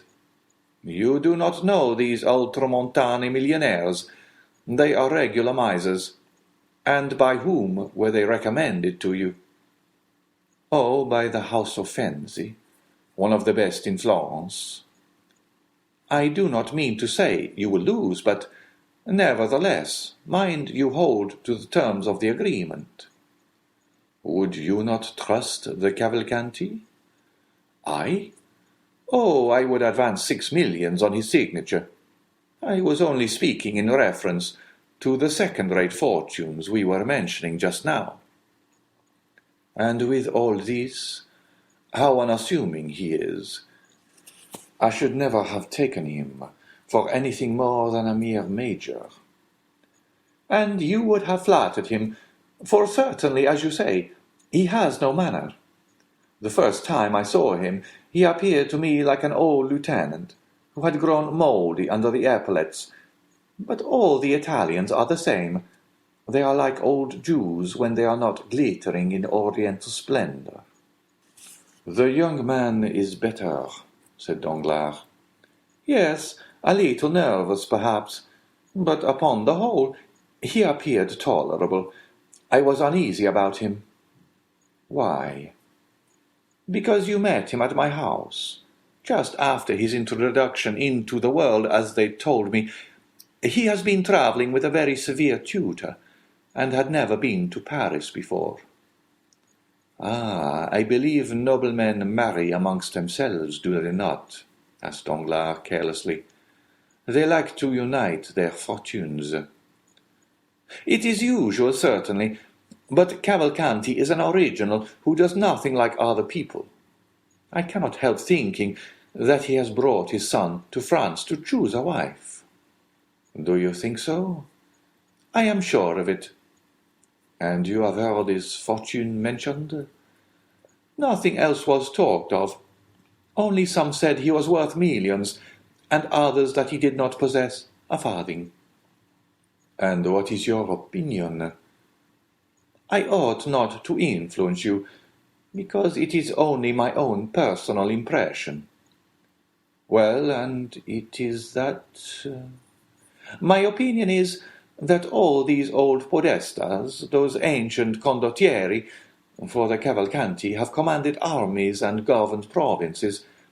My opinion, I say, is that they have buried their millions in corners, the secret of which they have transmitted only to their eldest sons, who have done the same from generation to generation, and the proof of this is seen in their yellow and dry appearance, like the florins of the Republic, which, from being constantly gazed upon, have become reflected in them. Certainly, said Danglars, and this is further supported by the fact of their not possessing an inch of land. Very little, at least. I know of none which Cavalcanti possesses, excepting his palace in Lucca. Ah, he has a palace? Said Danglars, laughing. Come, that is something. Yes, and more than that. He lets it to the Minister of Finance while he lives in a simple house. Oh, as I told you before, I think the old fellow is very close. Come, you do not flatter him. I scarcely know him. I think I have seen him 3 times in my life. All I know relating to him is through Busoni and himself. He was telling me this morning that, tired of letting his property lie dormant in Italy, which is a dead nation, he wished to find a method, either in France or England, of multiplying his millions. But remember that though I place great confidence in Busoni, I am not responsible for this. Never mind. Accept my thanks for the client you have sent me. It is a fine name to inscribe on my ledgers, and my cashier was quite proud of it when I explained to him who the Cavalcanti were. By the way, this is merely a simple question. When this sort of people marry their sons, do they give them any fortune? Oh, that depends upon circumstances. I know an Italian prince, rich as a gold mine, one of the noblest families in Tuscany, who, when his sons married, according to his wish, gave them millions, and when they married against his consent, merely allowed them 30 crowns a month. Should Andrea marry according to his father's views, he will perhaps give him 1, 2, or 3 millions. For example, supposing it were the daughter of a banker. He might take an interest in the house of the father-in-law of his son.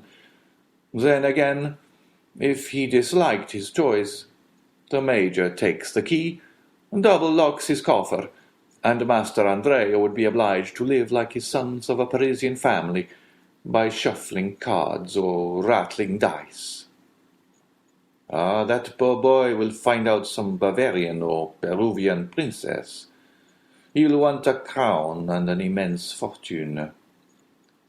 No, these grand lords on the other side of the Alps frequently marry into plain families, like Jupiter.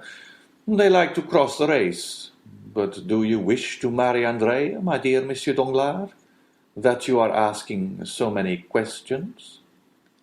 Ma foi, said Danglars, it would not be a bad speculation, I fancy, and you know I am a speculator. You are not thinking of Mademoiselle Danglars, I hope. You would not like poor Andrea to have his throat cut by Albert. Albert, repeated Danglars, shrugging his shoulders. Ah, well, he would care very little about it, I think. But he is betrothed to your daughter, I believe. Well, Monsieur de Morcerf and I have talked about this marriage. But Madame de Morcerf and Albert, you do not mean to say that it would not be a good match? Indeed. I imagine that Mademoiselle Danglars is as good as Monsieur de Morcerf. Mademoiselle Danglars' fortune will be great, no doubt, especially if the telegraph should not make any more mistakes. Oh, I do not mean her fortune only. But tell me, what? Why did you not invite Monsieur and Madame de Morcerf to your dinner? I did so, but he excused himself on account of Madame de Morcerf being obliged to go to Dieppe for the benefit of sea air. Yes, said Danglars, laughing. "It would do her a great deal of good." "Why so?" "Because it is the air she always breathed in her youth." Monte Cristo took no notice of this ill-natured remark. "But still, if Albert be not so rich as Mademoiselle Danglars," said the Count, "you must allow that he is a fine name." "So he has, but I like mine as well." "Certainly, your name is popular, and does honor to the title they have adorned it with. But you are too intelligent not to know that, according to a prejudice, too firmly rooted to be exterminated, a nobility which dates back 5 centuries is worth more than one that can only reckon 20 years. "And for this very reason," said Danglars with a smile which he tried to make sardonic, "I prefer Monsieur Andrea Cavalcanti to Monsieur Albert de Morcerf." "Still, I should not think that the Morcerfs would yield to the Cavalcanti." "The Morcerfs! Stay, my dear Count," said Danglars. "You are a man of the world, are you not?" "I think so." "And you understand heraldry?" "A little." "Well, look at my coat of arms. It is worth more than Morcerf's." "Why so?" "Because though I am not a baron by birth, my real name is at least Danglars." "Well, what then?" "While his name is not Morcerf." "How? Not Morcerf?" "Not the least in the world." "Go on." "I have been made a baron, so that I actually am one. He made himself a count, so that he is not one at all." "Impossible!" "Listen, my dear Count. Monsieur de Morcerf has been my friend, or rather my acquaintance, during the last 30 years. You know I have made the most of my arms, though I never forgot my origin." "A proof of great humility or great pride," said Monte Cristo. "Well, when I was a clerk, Morcerf was a mere fisherman." "And then he was called?" "Fernand." "Only Fernand?" "Fernand Mondego." "You are sure?" "Pardieu, I have bought enough fish of him to know his name." "Then why do you think of giving your daughter to him?" "Because Fernand and Danglars, being both parvenus, both having become noble, both rich, are about equal in worth, excepting that there have been certain things mentioned of him that were never said of me." "What?" "Oh, nothing." "Ah, yes, what you tell me recalls to mind something about the name of Fernand Mondego. I have heard that name in Greece." "In conjunction with the affairs of Ali Pasha?" "Exactly so." "This is the mystery," said Danglars. "I acknowledge I would have given anything to find it out." "It would be very easy, if you much wished it." "How so?" "Probably you have some correspondent in Greece." "I should think so." "At Yanina?" "Everywhere." "Well, write to your correspondent in Yanina, and ask him what part was played by a Frenchman named Fernand Mondego in the catastrophe of Ali Tepelini." "You are right," exclaimed Danglars, rising quickly. "I will write to-day." "Do so." "I will." "And if you should hear of anything very scandalous—" "I will communicate it to you." "You will oblige me." Danglars rushed out of the room, and made but one leap into his coupe. End of chapter 66. Chapter 67. At the office of the King's Attorney. Let us leave the banker driving his horses at their fullest speed, and follow Madame Danglars in her morning excursion. We've said that at 12:30 Madame Danglars had ordered her horses, and had left her home in the carriage.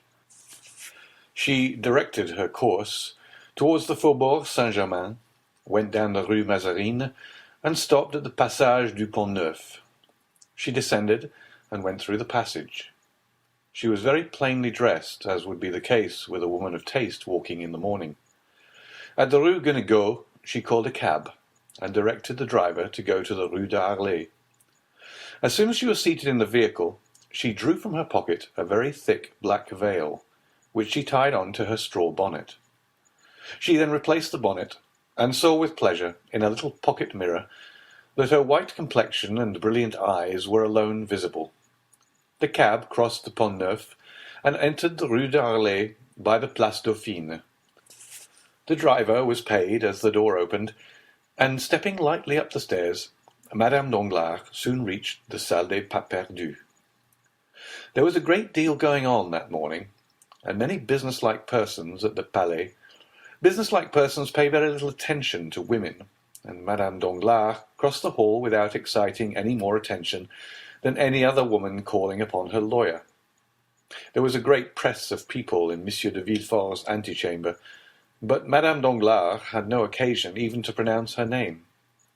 The instant she appeared, the doorkeeper rose, came to her, and asked her whether she was not the person with whom the procureur had made an appointment, and on her affirmative answer being given, he conducted her by a private passage to M. de Villefort's office. The magistrate was seated in an armchair, writing with his back toward the door. He did not move as he heard it open, and the doorkeeper pronounced the words, "Walk in, madame," and then reclose it.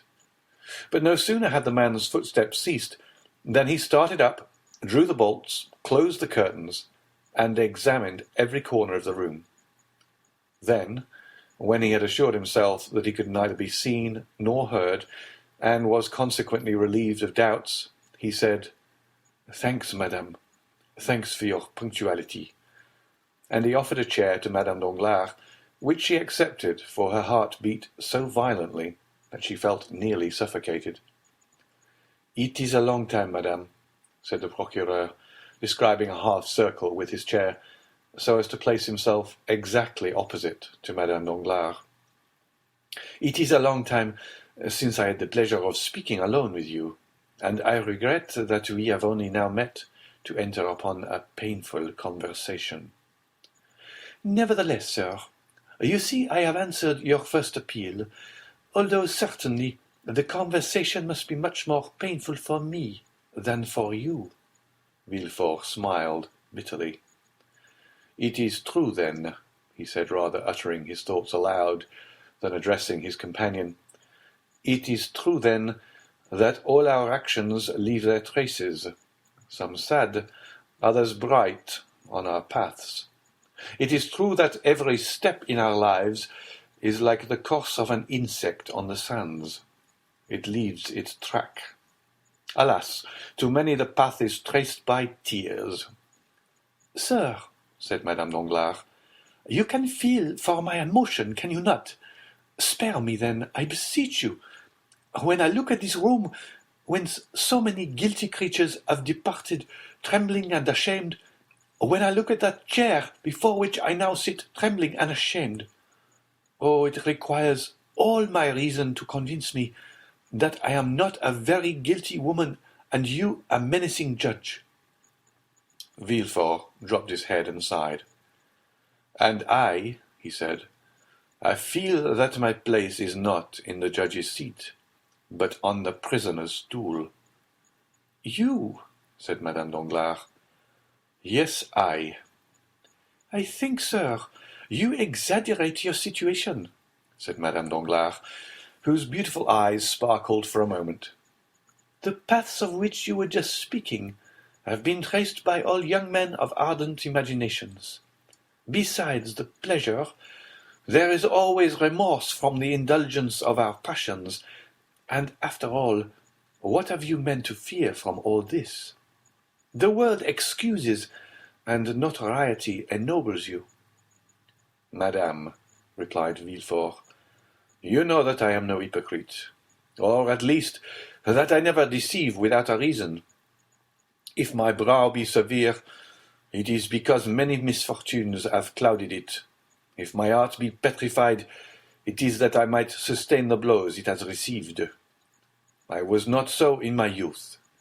I was not so on the night of the betrothal, when we were all seated around a table in the Rue du Cours at Marseille. But since then everything has changed in and about me. I am accustomed to brave difficulties, and in the conflict to crush those who, by their own free will, or by chance, voluntarily or involuntarily, interfere with me in my career. It is generally the case that what we most ardently desire is as ardently withheld from us by those who wish to obtain it, or from whom we attempt to snatch it. Thus, the greater number of a man's errors come before him disguised under the specious form of necessity.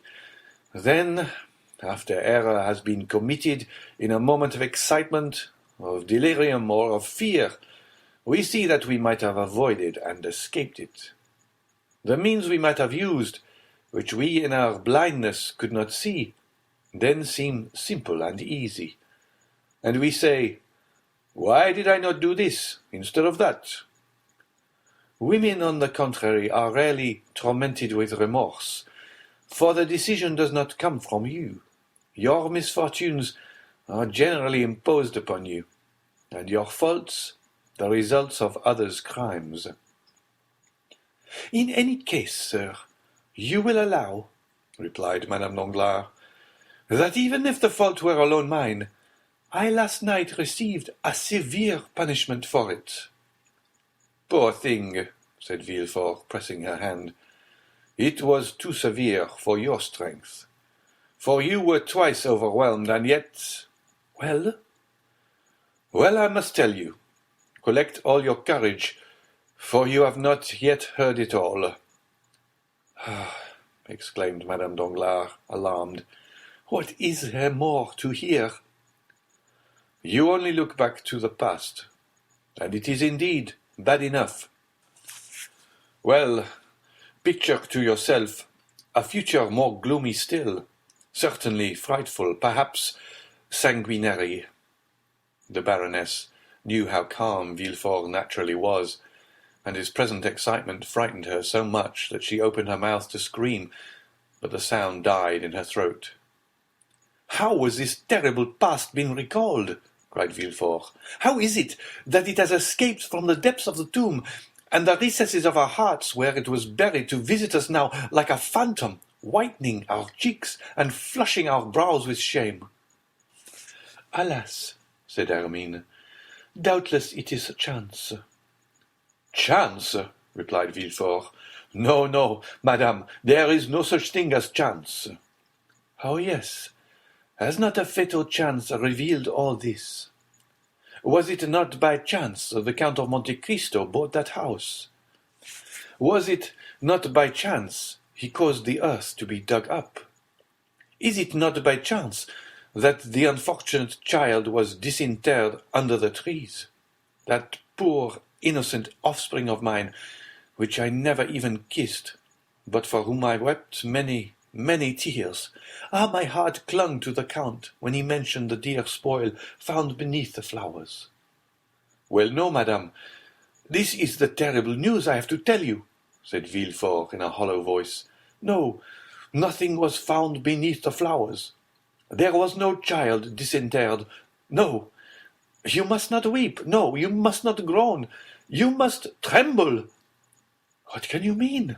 asked Madame Danglars, shuddering. "I mean that Monsieur de Monte Cristo, digging underneath these trees, found neither skeleton nor chest, because neither of them was there." "Neither of them there?" repeated Madame Danglars, her staring, wide-open eyes expressing her alarm. "Neither of them there?" she again said, as though striving to impress herself with the meaning of the words which escaped her.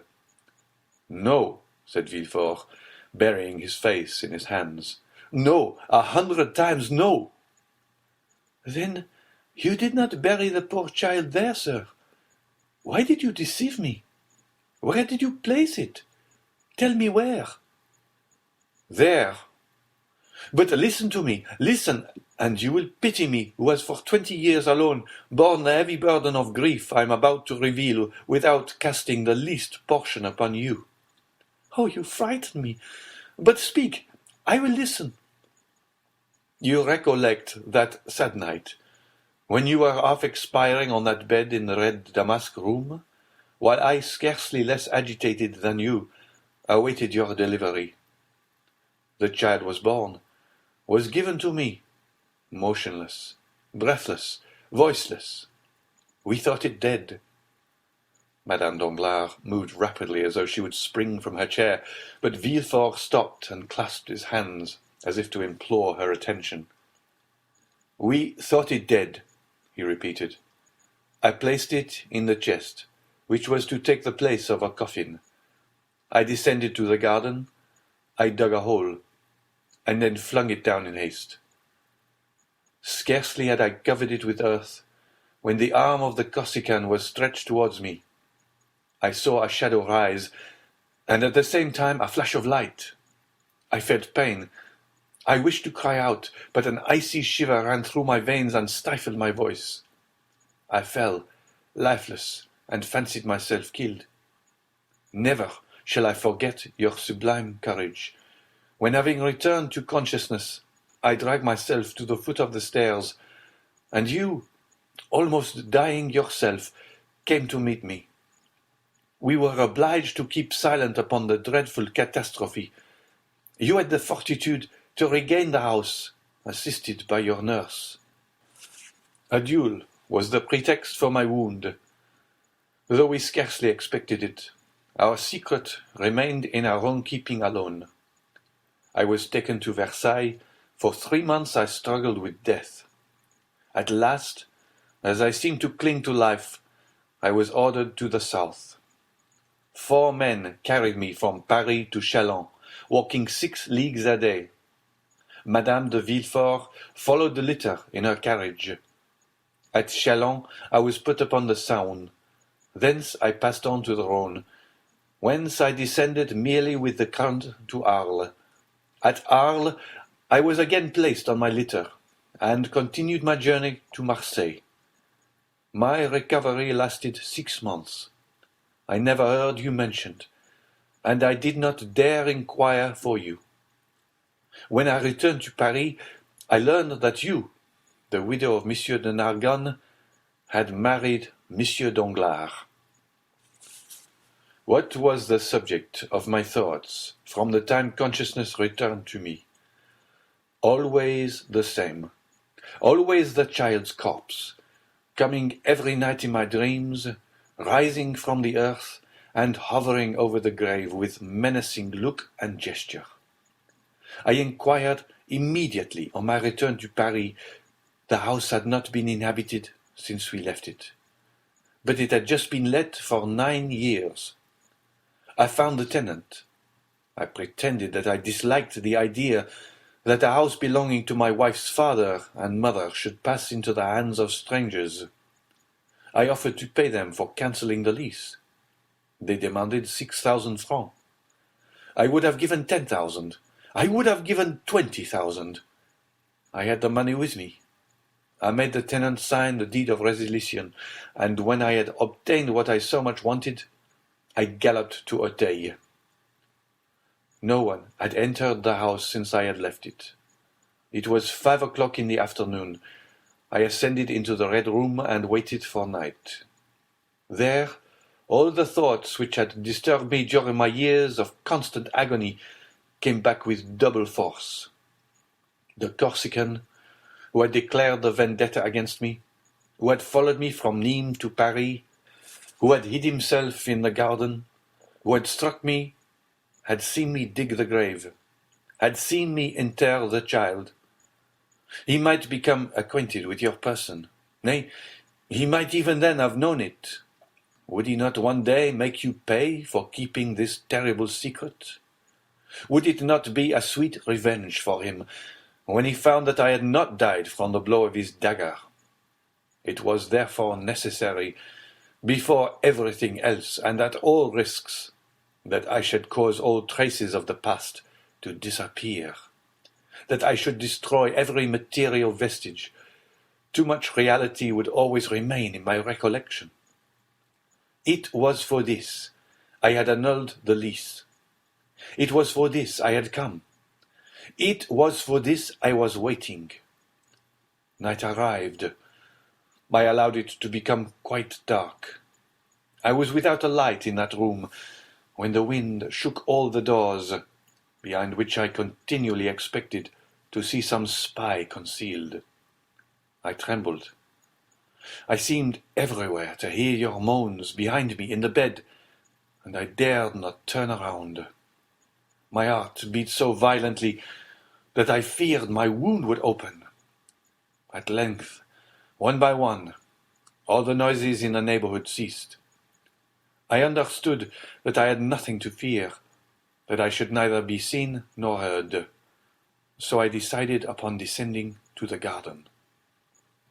Listen, Hermine, I consider myself as brave as most men. But when I drew from my breast the little key of the staircase, which I had found in my coat, that little key we had both used to cherish so much, which you wished to have fastened to a golden ring, when I opened the door and saw the pale moon shedding a long stream of white light on the spiral staircase like a spectre, I leaned against the wall and nearly shrieked. I seemed to be going mad. At last I mastered my agitation. I descended the staircase step by step. The only thing I could not conquer was a strange trembling in my knees. I grasped the railings. If I had relaxed my hold for a moment, I should have fallen. I reached the lower door. Outside this door, a spade was placed against the wall. I took it and advanced toward the thicket. I had provided myself with a dark lantern. In the middle of the lawn, I stopped to light it. Then I continued my path. It was the end of November. All the verdure of the garden had disappeared. The trees were nothing more than skeletons with their long, bony arms, and the dead leaves sounded on the gravel under my feet. My terror overcame me to such a degree as I approached the thicket that I took a pistol from my pocket and armed myself. I fancied continually that I saw the figure of the Corsican between the branches. I examined the thicket with my dark lantern. It was empty. I looked carefully around. I was indeed alone. No noise disturbed the silence but the owl, whose piercing cry seemed to be calling up the phantoms of the night. I tied my lantern to a forked branch. I had noticed a year before at the precise spot where I stopped to dig the hole. The grass had grown very thickly there during the summer, and when autumn arrived, no one had been there to mow it. Still, one place where the grass was thin attracted my attention. It evidently was there I had turned up the ground. I went to work. The hour, then, for which I had been waiting during the last year had at length arrived. How I worked, how I hoped, how I struck every piece of turf, thinking to find some resistance to my spade. But no, I found nothing, though I had made a hole twice as large as the first. I thought I had been deceived, had mistaken the spot. I turned around. I looked at the trees. I tried to recall the details which had struck me at the time. A cold, sharp wind whistled through the leafless branches, and yet the drops fell from my forehead. I recollected that I was stabbed just as I was trampling the ground to fill up the hole, which, doing so, I had leaned against a laburnum. Behind me was an artificial rockery intended to serve as a resting place for persons walking in the garden. In falling, my hand, relaxing its hold of the laburnum, felt the coldness of the stone. On my right I saw the tree, Behind me the rock. I stood in the same attitude and threw myself down. I rose and again began digging and enlarging the hole. Still, I found nothing. Nothing. The chest was no longer there. The chest was no longer there, murmured Madame Danglars, choking with fear. Think not I contented myself with this one effort, continued Villefort. No, I searched the whole thicket. I thought the assassin, having discovered the chest, and supposing it to be a treasure, had intended carrying it off, but perceiving his error, had dug another hole and deposited it there. But I could find nothing.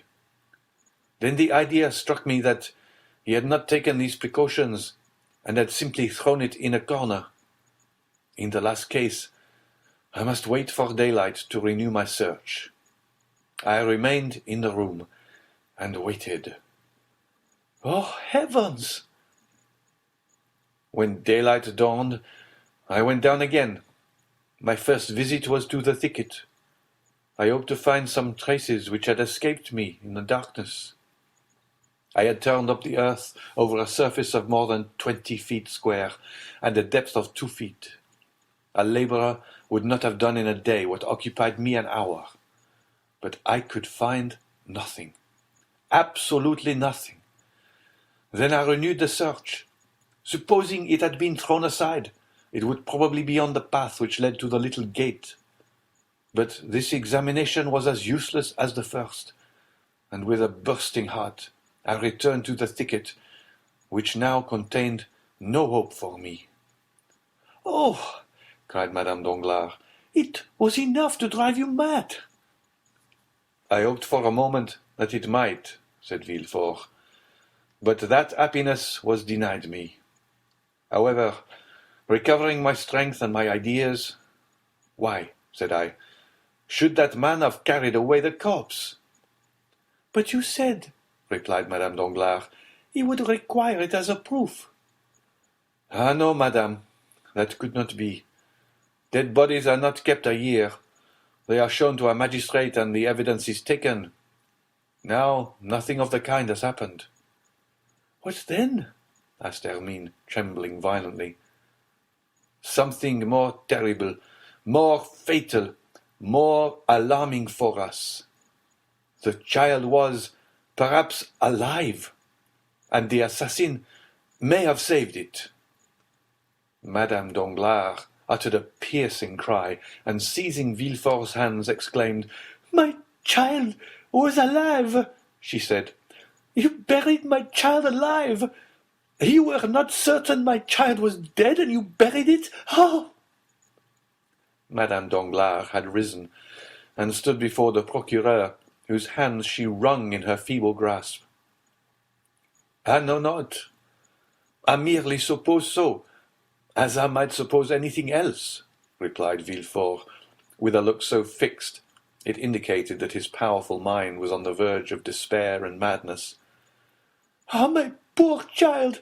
My poor child!" cried the Baroness, falling on her chair, and stifling her sobs in her handkerchief. Villefort became somewhat reassured, perceived that to avert the maternal storm gathering over his head, he must inspire Madame Danglars with the terror he felt. "You understand, then, that if it were so," said he, rising in his turn, and approaching the Baroness to speak to her in a lower tone, "we are lost. This child lives, and someone knows it lives, someone who is in possession of our secret. And since Monte Cristo speaks before us of a child disinterred, when that child could not be found, it is he who is in possession of our secret." "Just God! Avenging God!" murmured Madame Danglars. Villefort's only answer was a stifled groan. "But the child, sir," repeated the agitated mother. "How I have searched for him," replied Villefort, wringing his hands. "How I have called him in my long sleepless nights. How I have longed for royal wealth, to purchase 1,000,000 of secrets from 1,000,000 of men, and to find mine among them. At last, one day, when for the 100th time I took up my spade, I asked myself again and again what the Corsican could have done with a child. A child encumbers a fugitive. Perhaps, on perceiving it was still alive, he had thrown it into the river. Impossible! Cried Madame Danglars. A man may murder another out of revenge, but he would not deliberately drown a child. Perhaps, continued Villefort, he had put it in the foundling hospital. Oh, yes, yes, cried the Baroness. My child is there. I ran to the hospital and learned that the same night, the night of the 20th of September, a child had been brought there, wrapped in a part of a fine linen napkin, purposely torn in half. This portion of the napkin was marked with a half a baron's crown and the letter H. Truly, truly, said Madame Danglars, all my linen is marked thus. Monsieur de Narbonne was a baronet, and my name is Hermine. Thank God, my child was not then dead. No, it was not dead. And you can tell me so without fearing to make me die of joy? Where is the child? Villefort shrugged his shoulders. Do I know? Said he. And do you believe that if I knew I would relate to you all its trials and all its adventures as would a dramatist or a novel writer? Alas, no. I know not. A woman about 6 months after came to claim it with the other half of the napkin. This woman gave all the requisite particulars, and it was entrusted to her. But you should have inquired for the woman. You should have traced her. And what do you think I did? I feigned a criminal process, and employed all the most acute bloodhounds and skilful agents in search of her. They traced her to Chalons, and there they lost her. They lost her? Yes, forever. Madame Danglars had listened to this recital with a sigh, a tear or a shriek for every detail. And this is all? Said she. And you stopped there? Oh no, said Villefort. I never ceased to search and to inquire. However, the last 2 or 3 years I had allowed myself some respite, but now I will begin with more perseverance and fury than ever, since fear urges me, not my conscience. But, replied Madame Danglars, the Count of Monte Cristo can know nothing, or he would not seek our society as he does. Oh, the wickedness of man is very great, said Villefort, since it surpasses the goodness of God. Did you observe that man's eyes while he was speaking to us? No. But have you ever watched him carefully? Doubtless he is capricious, but that is all. One thing alone struck me. Of all the exquisite things he placed before us, he touched nothing. I might have suspected he was poisoning us. And you see, you would have been deceived. Yes, doubtless. But believe me, that man has other projects. For that reason I wish to see you, to speak to you, to warn you against everyone, but especially against him. Tell me, cried Villefort, fixing his eyes more steadfastly on her than he had ever done before, did you ever reveal to anyone our connection? Never, to anyone. You understand me, replied Villefort affectionately. When I say one, pardon my urgency, to any one living, I mean. Yes, yes, I understand very well, ejaculated the Baroness. Never, I swear to you. Were you ever in the habit of writing in the evening what had transpired in the morning? Do you keep a journal? No, my life has been passed in frivolity. I wish to forget it myself. Do you talk in your sleep? I sleep soundly like a child. Do you not remember? The colour mounted to the Baroness's face, and Villefort turned awfully pale. It is true, said he, in so low a tone that he could hardly be heard. Well? said the Baroness. "Well, I understand what I now have to do," replied Villefort. "In less than 1 week from this time, I will ascertain who this Monsieur de Monte Cristo is, whence he comes, where he goes, and why he speaks in our presence of children that have been disinterred in a garden." Villefort pronounced these words with an accent which would have made the Count shudder had he heard him. Then he pressed the hand the Baroness reluctantly gave him, and led her respectfully back to the door. Madame Danglars returned in another cab to the passage, on the other side of which she found her carriage, and her coachman sleeping peacefully on his box while waiting for her. End of chapter 67. Chapter 68. A Summer Ball. The same day, during the interview between Madame Danglars and the Procureur, a travelling carriage entered the Rue du Helder, passed through the gateway of number 27, and stopped in the yard. In a moment the door was opened, and Madame de Morcerf alighted, leaning on her son's arm. Albert soon left her, ordered his horses, and having arranged his toilet, drove to the Champs-Élysées, to the house of Monte Cristo. The Count received him with his habitual smile. It was a strange thing that no one ever appeared to advance a step in that man's favour. Those who would, as it were, force a passage to his heart, found an impassable barrier. Morcerf, who ran towards him with open arms, was chilled as he drew near, in spite of the friendly smile, and simply held out his hand. Monte Cristo shook it coldly, according to his invariable practice. "Here I am, dear Count. Welcome home again. I arrived an hour since. From Dieppe? No, from Tréport. Indeed. And I have come at once to see you. This is extremely kind of you," said Monte Cristo with a tone of perfect indifference. "And what is the news?" "You should not ask a stranger, a foreigner, for news." "I know it, but in asking for news, I mean, have you done anything for me?" "Had you commissioned me?" said Monte Cristo, feigning uneasiness. "Come, come," said Albert, "do not assume so much indifference. It is said, sympathy travels rapidly, and when at Tréport, I felt the electric shock. You have either been working for me or thinking of me." "Possibly," said Monte Cristo.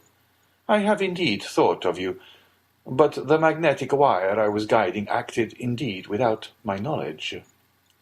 "Indeed, pray tell me how it happened." "Willingly, Monsieur Danglars dined with me."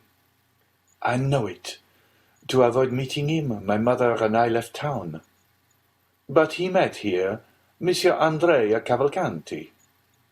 "Your Italian prince?" "Not so fast. Monsieur Andrea only calls himself Count." "Calls himself, do you say?"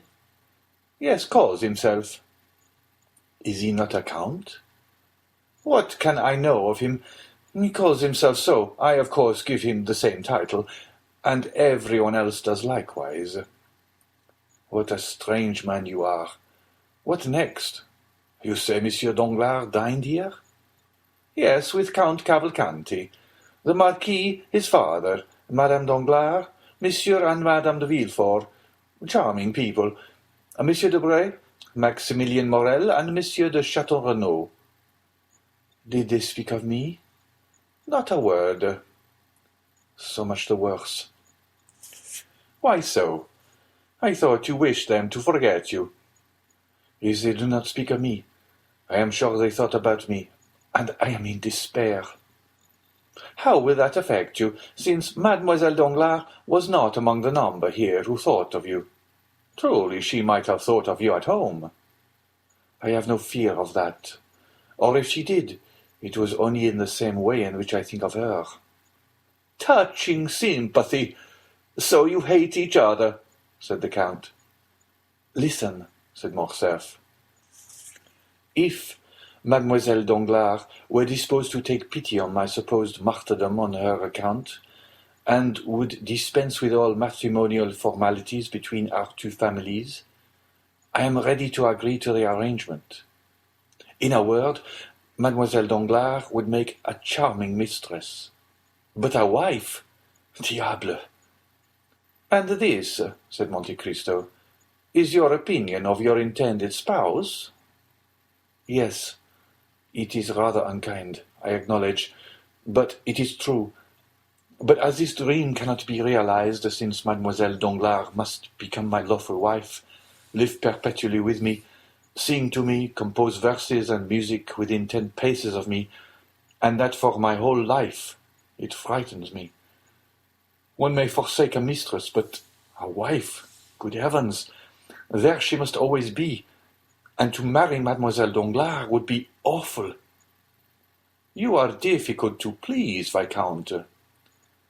Yes, for I often wish for what is impossible. What is that? To find such a wife as my father found. Monte Cristo turned pale and looked at Albert while playing with some magnificent pistols. "Your father was fortunate, then," said he. "You know my opinion of my mother, Count. Look at her, still beautiful, witty, more charming than ever. For any other son to have stayed with his mother for 4 days at Tréport, it would have been a condescension or a martyrdom, while I return more contented, more peaceful, shall I say more poetic, than if I had taken Queen Mab or Titania as my companion. That is an overwhelming demonstration, and you would make everyone vow to live a single life. Such are my reasons for not liking to marry Mademoiselle Danglars. Have you ever noticed how much a thing is heightened in value when we obtain possession of it? The diamond which glittered in the window at Mars or Fossan's shines with much more splendor when it is our own. But if we are compelled to acknowledge the superiority of another, and still must retain the one that is inferior, do you not know what we have to endure?" "Worldling," murmured the Count. "Thus I shall rejoice when Mademoiselle Eugénie perceives I am but a pitiful atom, with scarcely as many 100,000 francs as she has millions." Monte Cristo smiled. "One plan occurred to me," continued Albert. "France likes all that is eccentric. I tried to make him fall in love with Mademoiselle Danglars, but in spite of 4 letters written in the most alluring style, he invariably answered, 'My eccentricity may be great, but it will not make me break my promise.' That is what I call a devoted friendship, to recommend to another one whom you would not marry yourself." Albert smiled. "Apropos," continued he, "France is coming soon, but it will not interest you. You dislike him, I think." "I?" said Monte Cristo. "My dear Viscount, how have you discovered that I did not like Monsieur France? I like everyone." "And you include me in the expression everyone? Many thanks." "Let us not mistake," said Monte Cristo. "I love everyone as God commands us to love our neighbor as Christians. But I thoroughly hate but a few. Let us return to Monsieur Franz d'Épinay. Did you say he was coming?" "Yes, summoned by Monsieur de Villefort, who is apparently as anxious to get Mademoiselle Valentine married as Monsieur Danglars is to see Mademoiselle Eugénie settled. It must be a very irksome office to be the father of a grown-up daughter. It seems to make one feverish, and to raise one's pulse to 90 beats a minute until the deed is done. But Monsieur d'Épinay, unlike you, bears his misfortune patiently. Still more, he talks seriously about the matter, puts on a white tie, and speaks of his family. He entertains a very high opinion of Monsieur and Madame de Villefort. Which they deserve, do they not? I believe they do. Monsieur de Villefort has always passed for a severe but a just man." "There is then one," said Monte Cristo, "whom you do not condemn like poor Danglars." "Because I am not compelled to marry his daughter, perhaps," replied Albert, laughing. "Indeed, my dear sir," said Monte Cristo, You are revoltingly foppish. I, foppish? How do you mean? Yes. Pray take a cigar, and cease to defend yourself and to struggle to escape marrying Mademoiselle Danglars. Let things take their course. Perhaps you may not have to retract. Pah! said Albert, staring. Doubtless, my dear Viscount, you will not be taken by force. And seriously, do you wish to break off your engagement? I would give 100,000 francs to be able to do so. Then make yourself quite easy. Monsieur Danglars would get double that sum to attain the same end. Am I indeed so happy? Said Albert, who still could not prevent an almost imperceptible cloud passing across his brow. But, my dear Count, has Monsieur Danglars any reason? Ah, there is your proud and selfish nature. You would expose the self-love of another with a hatchet, but you shrink if your own is attacked with a needle. But yet Monsieur Danglars appeared delighted with you, was he not? Well, he is a man of bad taste, and is still more enchanted with another. I know not whom. Look and judge for yourself. Thank you. I understand. But my mother... No, not my mother. A mistake. My father intends giving a ball. A ball at this season? Summer balls are fashionable. If they were not, the Countess has only to wish it, and they would become so. You are right. You know they are select affairs. Those who remain in Paris in July must be true Parisian. Will you take charge of our invitation to Messieurs Cavalcanti? When will it take place? On Saturday. Monsieur Cavalcanti's father will be gone. But the son will be here. Will you invite young Monsieur Cavalcanti? I do not know him, Viscount. You do not know him? No, I never saw him until a few days since, and am not responsible for him. But you receive him at your house. That is another thing. He was recommended to me by a good abbé, who may be deceived. Give him a direct invitation, but do not ask me to present him. If he were afterwards to marry Mademoiselle Danglars, you would accuse me of intrigue, and would be challenging me.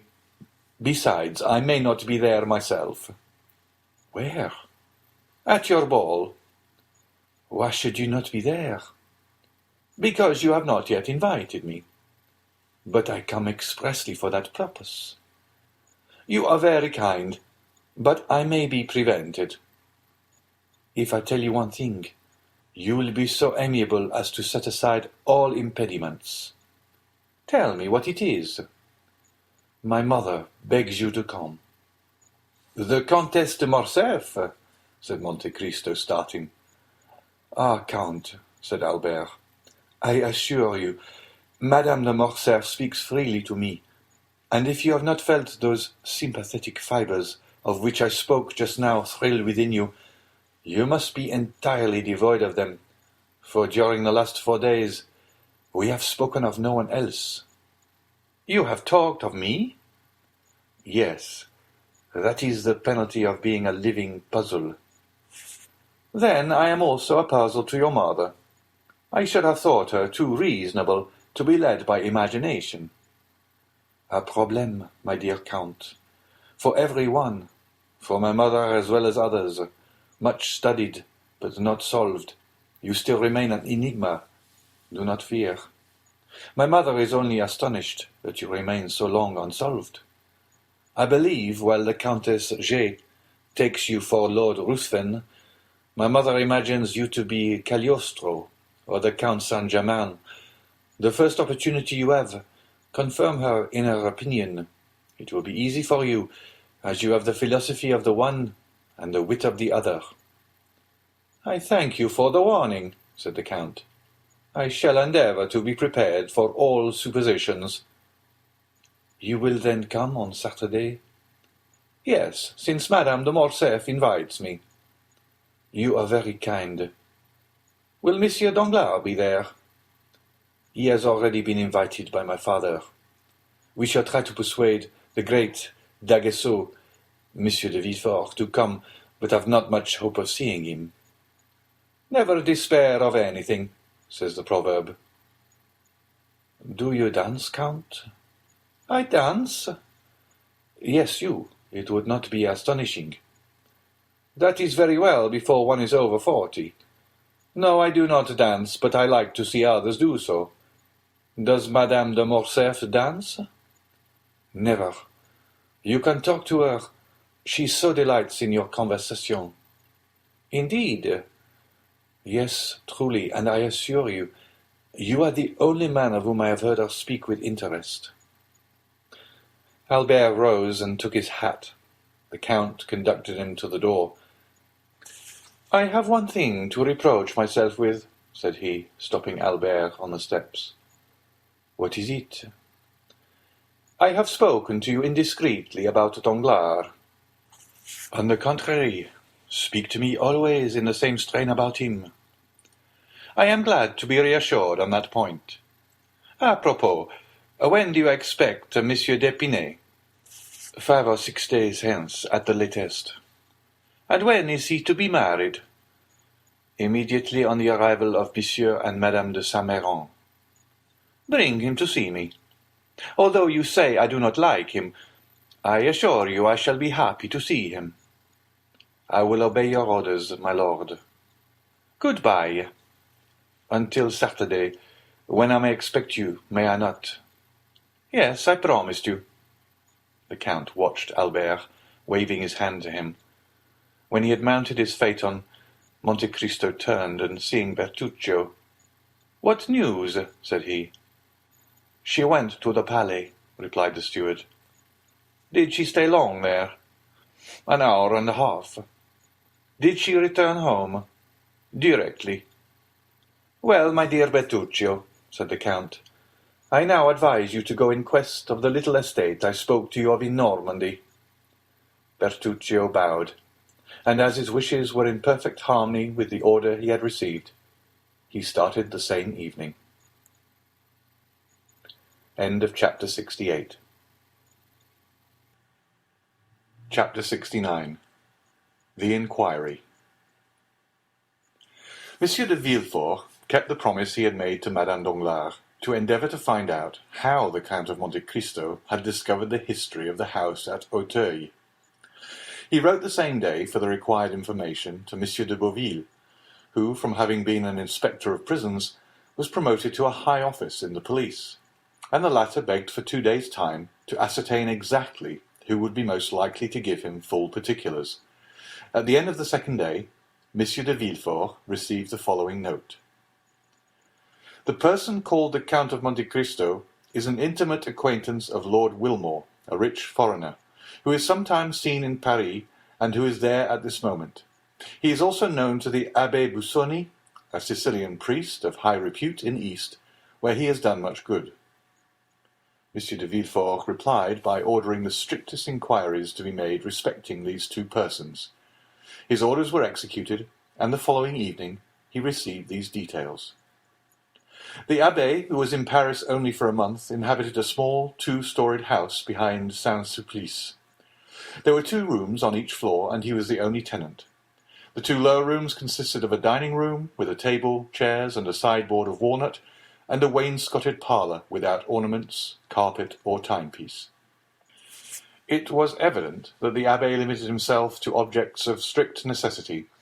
He preferred to use the sitting-room upstairs, which was more library than parlour, and was furnished with theological books and parchments, in which he delighted to bury himself for months at a time, according to his valet de chambre. His valet looked at the visitors through a sort of wicket, and if their faces were unknown to him or displeased him, he replied that the abbé was not in Paris, an answer which satisfied most persons, because the abbé was known to be a great traveller. Besides, whether at home or not, whether in Paris or Cairo, the abbé always left something to give away, which the valet distributed through his wicket in his master's name. The other room near the library was a bedroom, a bed without curtains, 4 armchairs, and a couch covered with yellow Utrecht velvet, composed with a prie-dieu all its furniture. Lord Wilmore resided in Rue Fontaine Saint-Georges. He was one of those English tourists who consume a large fortune in travelling. He hired the apartment in which he lived furnished, passed only a few hours in the day there, and rarely slept there. One of his peculiarities was never to speak a word of French, which he, however, wrote with great facility. The day after this important information had been given to the king's attorney, a man alighted from a carriage at the corner of the Rue Ferou, and, rapping at an olive-green door, asked if the Abbé Busoni were within. "No, he went out early this morning," replied the valet. "I might not always be content with that answer," replied the visitor, "for I come from one to whom everyone must be at home. But have the kindness to give the Abbé Busoni—" "I told you he was not at home," repeated the valet. "Then on his return, give him that card and this sealed paper. Will he be at home at 8 o'clock this evening?" "Doubtless, unless he is at work, which is the same as if he were out." "I will come again at that time," replied the visitor, who then retired. At the appointed hour the same man returned in the same carriage, which, instead of stopping this time at the end of the Rue Ferou, drove up to the green door. He knocked, and it opened immediately to admit him. From the signs of respect the valet paid him, he saw that his note had produced a good effect. "Is the abbé at home?" asked he. "Yes, he is at work in his library, but he expects you, sir," replied the valet. The stranger ascended a rough staircase, and before a table illumined by a lamp whose light was concentrated by a large shade, while the rest of the apartment was in partial darkness, he perceived the abbé in a monk's dress, with a cowl on his head, such as is used by learned men of the Middle Ages. "Have I the honour of addressing the Abbé Busoni?" asked the visitor. "Yes, sir," replied the abbé. "And you are the person whom Monsieur de Beauville, formerly an inspector of prisons, sends to me from the prefect of police?" "Exactly, sir." "One of the agents appointed to secure the safety of Paris?" "Yes, sir," replied the stranger with a slight hesitation, and blushing. The abbé replaced the large spectacles which covered not only his eyes but his temples, and sitting down motioned to his visitor to do the same. "I am at your service, sir," said the abbé with a marked Italian accent. "The mission with which I am charged, sir," replied the visitor, speaking with hesitation, "is a confidential one on the part of him who fulfills it, and him by whom he is employed." The abbé bowed. "Your probity," replied the stranger, "is so well known to the prefect that he wishes as a magistrate to ascertain from you some particulars connected with the public safety, to ascertain which I am deputed to see you. It is hoped that no ties of friendship or humane consideration will induce you to conceal the truth." "Provided, sir, the particulars you wish for do not interfere with my scruples or my conscience. I am a priest, sir, and the secrets of confession, for instance, must remain between me and God, and not between me and human justice." "Do not alarm yourself, monsieur. We will duly respect your conscience." At this moment, the abbé pressed down his side of the shade, and so raised it on the other, throwing a bright light on the stranger's face, while his own remained obscured. "Excuse me, abbé," said the envoy of the prefect of the police, "but the light tries my eyes very much." The abbé lowered the shade. "Now, sir, I am listening. Go on." "I will come at once to the point. Do you know the Count of Monte Cristo?" "You mean Monsieur Zacon, I presume." "Zacon? Is not his name Monte Cristo?" "Monte Cristo is the name of an estate, or rather of a rock, and not a family name." "Well, be it so. Let us not dispute about words. And since Monsieur de Monte Cristo and Monsieur Zacon are the same, absolutely the same, let us speak of Monsieur Zacon. Agreed. I asked you if you knew him. Extremely well. Who is he? The son of a rich shipbuilder in Malta. I know that is a report, but as you are aware, the police does not content itself with vague reports. However, replied the abbé with an affable smile, when that report is in accordance with the truth, everybody must believe it, the police as well as all the rest. Are you sure of what you assert? What do you mean by that question? Understand, sir, I do not in the least suspect your veracity. I ask if you are certain of it. I knew his father, Monsieur Zacon.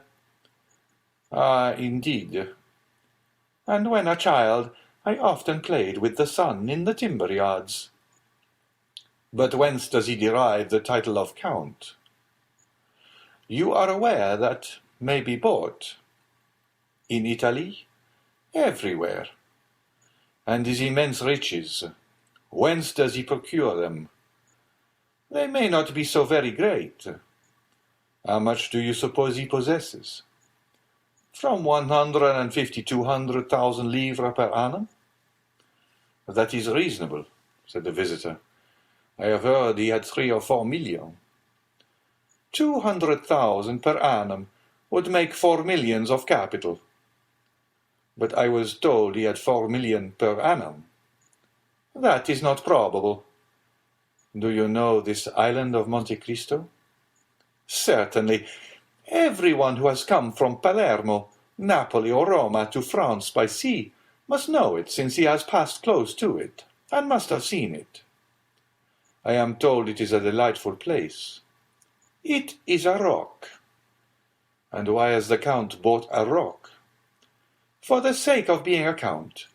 In Italy, one must have territorial possessions to be a count. You have doubtless heard the adventures of Monsieur Zacon's youth. The father's? No, the son's. I know nothing certain. At that period of his life I lost sight of my young comrade. Was he in the wars? I think he entered the service. In what branch? In the navy. Are you not his confessor? No, sir, I believe he is a Lutheran. A Lutheran. I say I believe such is the case. I do not affirm it. Besides, liberty of conscience is established in France. Doubtless, and we are not now inquiring into his creed, but his actions, in the name of the prefect of police. I ask you what you know of him. He passes for a very charitable man. Our Holy Father the Pope has made him a knight of Jesus Christ for the services he rendered to the Christians in the East. He has 5 or 6 rings as testimonials from Eastern monarchs of his services. Does he wear them? No, but he is proud of them. He is better pleased with rewards given to the benefactors of man than to his destroyers. He is a Quaker, then? Exactly, he is a Quaker, with the exception of the peculiar dress. Has he any friends? Yes, everyone who knows him is his friend. But has he any enemies? One only. What is his name? Lord Wilmore. Where is he? He is in Paris just now. Can he give me any particulars? Important ones. He was in India with Zacon. Do you know his abode? It's somewhere in the Chaussée d'Antin, but I know neither the street nor the number. Are you at variance with the Englishman? I love Zacon, and he hates him. We are consequently not friends. Do you think the Count of Monte Cristo had ever been in France before he made his visit to Paris? To that question I can answer positively no.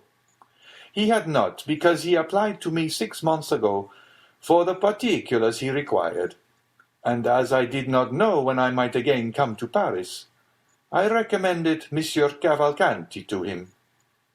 Andrea? No, Bartolomeo, his father. Now, sir, I have but one question more to ask, and I charge you in the name of honor, of humanity, and of religion, to answer me candidly. What is it, sir? Do you know with what design Monsieur de Monte Cristo purchased a house at Auteuil? Certainly, for he told me. What is it, sir? To make a lunatic asylum of it, similar to that founded by the Count of Pisani at Palermo. Do you know about that institution? I have heard of it. It is a magnificent charity. Having said this, the abbé bowed to imply he wished to pursue his studies. The visitor either understood the abbé's meaning, or had no more questions to ask. He arose, and the abbé accompanied him to the door. "You are a great almsgiver," said the visitor, "and although you are said to be rich, I will venture to offer you something for your poor people. Will you accept my offering?" "I thank you, sir. I am only jealous in one thing, and that is that the relief I give should be entirely from my own resources. However, my resolution, sir, is unchangeable, but you have only to search for yourself, and you will find, alas, but too many objects upon whom to exercise your benevolence." The abbé once more bowed as he opened the door. The stranger bowed and took his leave, and the carriage conveyed him straight to the house of Monsieur de Villefort. An hour afterwards the carriage was again ordered, and this time it went to the Rue Fontaine Saint-Georges, and stopped at number 5, where Lord Wilmore lived. The stranger had written to Lord Wilmore, requesting an interview which the latter had fixed for 10 o'clock. As the envoy of the prefect of police arrived 10 minutes before 10, he was told that Lord Wilmore, who was precision and punctuality personified, was not yet come in, but that he should be sure to return as the clock struck. The visitor was introduced into the drawing-room, which was like all other furnished drawing-rooms. A mantelpiece with 2 modern Sèvres vases, a timepiece representing Cupid with his bent bow, a mirror with an engraving on each side, one representing Homer carrying his guide, the other Belisarius begging, a greyish paper, red and black tapestry. Such was the appearance of Lord Wilmore's drawing-room. It was illuminated by lamps with ground-glass shades which gave only a feeble light, as if out of consideration for the envoy's weak sight. After 10 minutes' expectation, the clock struck 10. At the 5th stroke, the door opened, and Lord Wilmore appeared. He was rather above the middle height, with thin reddish whiskers, light complexion, and light hair, turning rather grey. He was dressed with all the English peculiarity, namely in a blue coat with gilt buttons and high collar in the fashion of 1811, a white kerseymere waistcoat, and nankeen pantaloons 3 inches too short, but which were prevented by straps from slipping up to the knee. His first remark on entering was, "You know, sir, I do not speak French." "I know you do not like to converse in our language," replied the envoy. "But you may use it," replied Lord Wilmore. "I understand it." "And I," replied the visitor, changing his idiom, "know enough of English to keep up the conversation. Do not put yourself to the slightest inconvenience." "Oh," said Lord Wilmore, with that tone which is only known to natives of Great Britain. The envoy presented his letter of introduction, which the latter read with English coolness, and having finished, "I understand," said he, "perfectly." Then began the questions, which were similar to those which had been addressed to the Abbé Busoni. But as Lord Wilmore, in the character of the Count's enemy, was less restrained in his answers, they were more numerous. He described the youth of Monte Cristo, who he said at 10 years of age entered the service of one of the petty sovereigns of India who made war on the English. It was there Wilmore had first met him and fought against him. And in that war, Zacon had been taken prisoner, sent to England, and consigned to the hulks, whence he had escaped by swimming. Then began his travels, his duels, his caprice. Then the insurrection in Greece broke out, and he had served in the Grecian ranks. While in that service he had discovered a silver mine in the mountains of Thessaly, but he had been careful to conceal it from everyone. After the Battle of Navarino, when the Greek government was consolidated, he asked of King Otho a mining grant for that district, which was given him. Hence that immense fortune which, in Lord Wilmore's opinion, possibly amounted to 1 or 2 millions per annum, a precarious fortune, which might be momentarily lost by the failure of the mine. "But," asked the visitor, "do you know why he came to France?" "He is speculating in railways," said Lord Wilmore, "and as he is an expert chemist and physicist, he has invented a new system of telegraphy, which he is seeking to bring to perfection." "How much does he spend yearly?" asked the prefect. "Not more than 500,000 or 600,000 francs," said Lord Wilmore. "He is a miser." Hatred evidently inspired the Englishman, who, knowing no other reproach to bring on the Count, accused him of avarice. "Do you know his house at Auteuil?" "Certainly." "What do you know respecting it?" "Do you wish to know why he bought it?" "Yes." "The Count is a speculator, who will certainly ruin himself in experiments. He supposes there is in the neighbourhood of the house he has bought a mineral spring equal to those at Bagnères, Luchon, Carteret. He's going to turn his house into a bath-house, as the Germans term it. He's already dug up all the garden 2 or 3 times to find the famous spring, and being unsuccessful, he will soon purchase all the contiguous houses. Now, as I dislike him, and hope his railway, his electric telegraph, or his search for baths will ruin him, I am watching for his discomfiture, which must soon take place." "What was the cause of your quarrel?" "When he was in England, he seduced the wife of one of my friends." "Why do you not seek revenge?" "I have already fought 3 duels with him," said the Englishman. "The first with the pistol, the second with the sword, and the third with the sabre." "And what was the result of those duels?"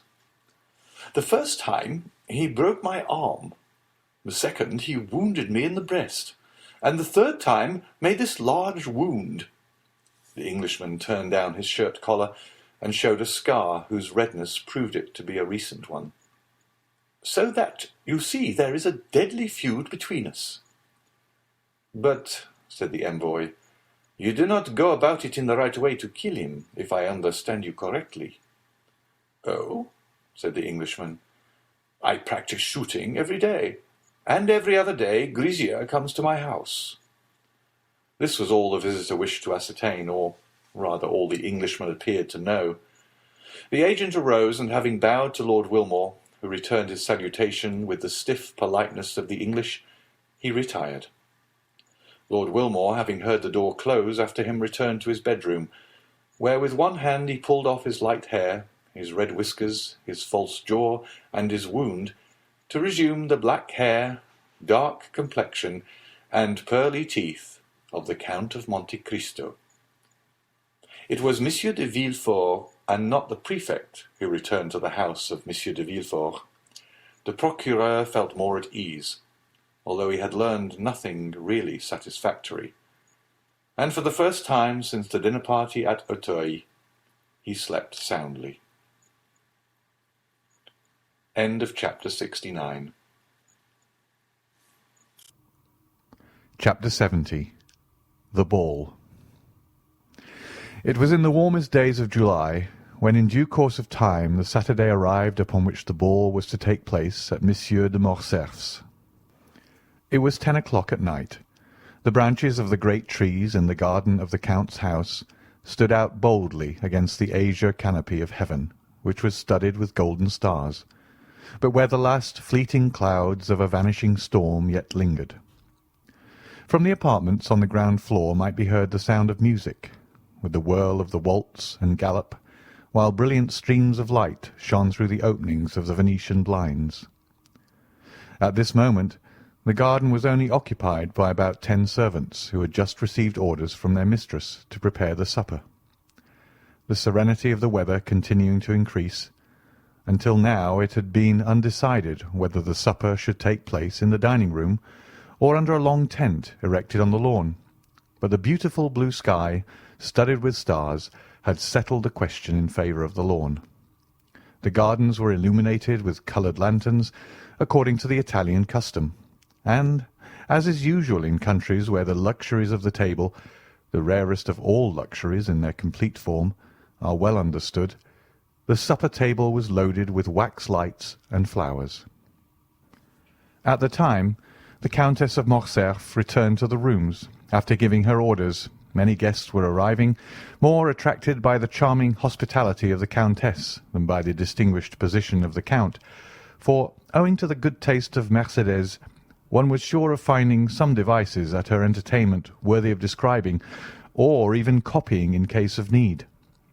Madame Danglars, in whom the events we have related had caused deep anxiety, had hesitated about going to Madame de Morcerf's, when during the morning her carriage happened to meet that of Villefort.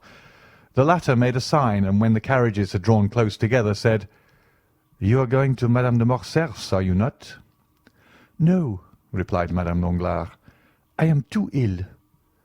"You are wrong," replied Villefort significantly. "It is important that you should be seen there." "Do you think so?" asked the Baroness. "I do." "In that case I will go." And the two carriages passed on towards their different destinations. Madame Danglars therefore came, not only beautiful in person, but radiant with splendour. She entered by one door at the time when Mercédès appeared at the door. The Countess took Albert to meet Madame Danglars. He approached, paid her some well-merited compliments on her toilet, and offered his arm to conduct her to her seat. Albert looked around him. "You are looking for my daughter," said the Baroness, smiling. "I confess it," replied Albert.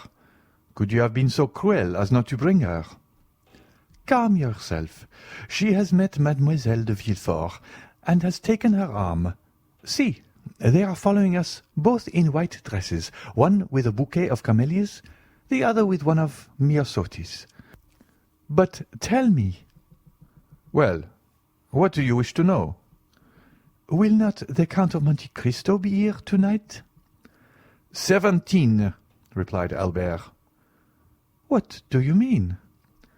"I only mean that the Count seems the rage," replied the Viscount, smiling, "and that you are the 17th person that has asked me the same question. The Count is in fashion. I congratulate him upon it." "And have you replied to everyone as you have to me?" "Ah, to be sure, I have not answered you. Be satisfied. We shall have this lion. We are among the privileged ones." "Were you at the opera yesterday?" "No." "He was there." "Ah, indeed. And did the eccentric person commit any new originality?" "Can he be seen without doing so? Else there was dancing in the Diable Boiteux.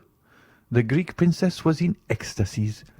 After the cachucha, he placed a magnificent ring on the stem of a bouquet, and threw it to the charming danseurs, who in the third act, to do honour to the gift, reappeared with it on her finger. And the Greek princess, will she be here?"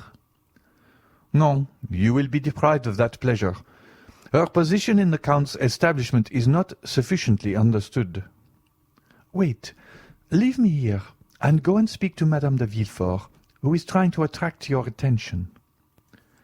Albert bowed to Madame Danglars, and advanced towards Madame de Villefort, whose lips opened as he approached. "I wager anything," said Albert, interrupting her, that I know what you are about to say. Well, what is it? If I guess rightly, will you confess it? Yes. On your honor? On my honor. You were going to ask me if the Count of Monte Cristo had arrived or was expected. Not at all. It is not of him that I am now thinking. I was going to ask you if you had received any news of Monsieur Franz. Yes, yesterday. What did he tell you? That he was leaving at the same time as his letter. Well, now then, the Count? The Count will come, of that you may be satisfied. You know that he has another name besides Monte Cristo? No, I did not know it. Monte Cristo is the name of an island, and he has a family name. I never heard it. Well, then, I am better informed than you. His name is Zacone. It is possible. He is Maltese. That is also possible. The son of a shipowner. Really, you should relate all this aloud. You would have the greatest success. He served in India, discovered a mine in Thessaly, and comes to Paris to establish a mineral water cure at Auteuil. Well, I am sure, said Morcerf. This is indeed news. Am I allowed to repeat it? Yes, but cautiously. Tell one thing at a time, and do not say I told you. Why so? Because it is a secret just discovered. By whom? The police. Then the news originated at the prefect's last night. Paris, you can understand, is astonished at the sight of such unusual splendor, and the police have made inquiries. Well, well, nothing more is wanting than to arrest the Count as a vagabond on the pretext of his being too rich. Indeed, that doubtless would have happened if his credentials had not been so favourable. Poor Count! And is he aware of the danger he has been in? I think not. Then it will be but charitable to inform him when he arrives. I will not fail to do so. Just then, a handsome young man with bright eyes, black hair, and glossy moustache respectfully bowed to Madame de Villefort. Albert extended his hand. Madame, said Albert, allow me to present to you Monsieur Maximilien Morel, captain of Spahis, one of our best, and above all of our bravest officers. I have already had the pleasure of meeting this gentleman at Auteuil, at the house of the Count of Monte Cristo, replied Madame de Villefort, turning away with marked coldness of manner. This answer, and especially the tone in which it was uttered, chilled the heart of poor Morel. But a recompense was in store for him. Turning around, he saw near the door a beautiful fair face, whose large blue eyes were without any marked expression fixed upon him, while the bouquet of myosotis was gently raised to her lips. The salutation was so well understood that Morel, with the same expression in his eyes, placed his handkerchief to his mouth, and these two living statues, whose hearts beat so violently under their marble aspect, separated from each other by the whole length of the room, forgot themselves for a moment, or rather forgot the world in their mutual contemplation. They might have remained much longer lost in one another without any one noticing their abstraction. The Count of Monte Cristo had just entered. We have already said that there was something in the Count which attracted universal attention wherever he appeared. It was not the coat, unexceptional in its cut, though simple and unornamented. It was not the plain white waistcoat. It was not the trousers that displayed the foot so perfectly formed. It was none of these things that attracted the attention. It was his pale complexion, his waving black hair, his calm and serene expression, his dark and melancholy eye, his mouth, chiselled with such marvellous delicacy, which so easily expressed such high disdain. These were what fixed the attention of all upon him. Many men might have been handsomer, but certainly there could be none whose appearance was more significant, if the expression may be used. Everything about the Count seemed to have its meaning, for the constant habit of thought which he had acquired had given an ease and vigour to the expression of his face, and even to the most trifling gesture, scarcely to be understood. Yet the Parisian world is so strange that even all this might not have won attention had there not been connected with it a mysterious story gilded by an immense fortune. Meanwhile, he advanced through the assemblage of guests under a battery of curious glances towards Madame de Morcerf, who, standing before a mantelpiece ornamented with flowers, had seen his entrance in a looking-glass placed opposite the door, and was prepared to receive him. She turned towards him with a serene smile just at the moment he was bowing to her. No doubt she fancied the Count would speak to her, while on his side the Count thought she was about to address him. But both remained silent, and after a mere bow, Monte Cristo directed his steps to Albert, who received him cordially. "Have you seen my mother?" asked Albert.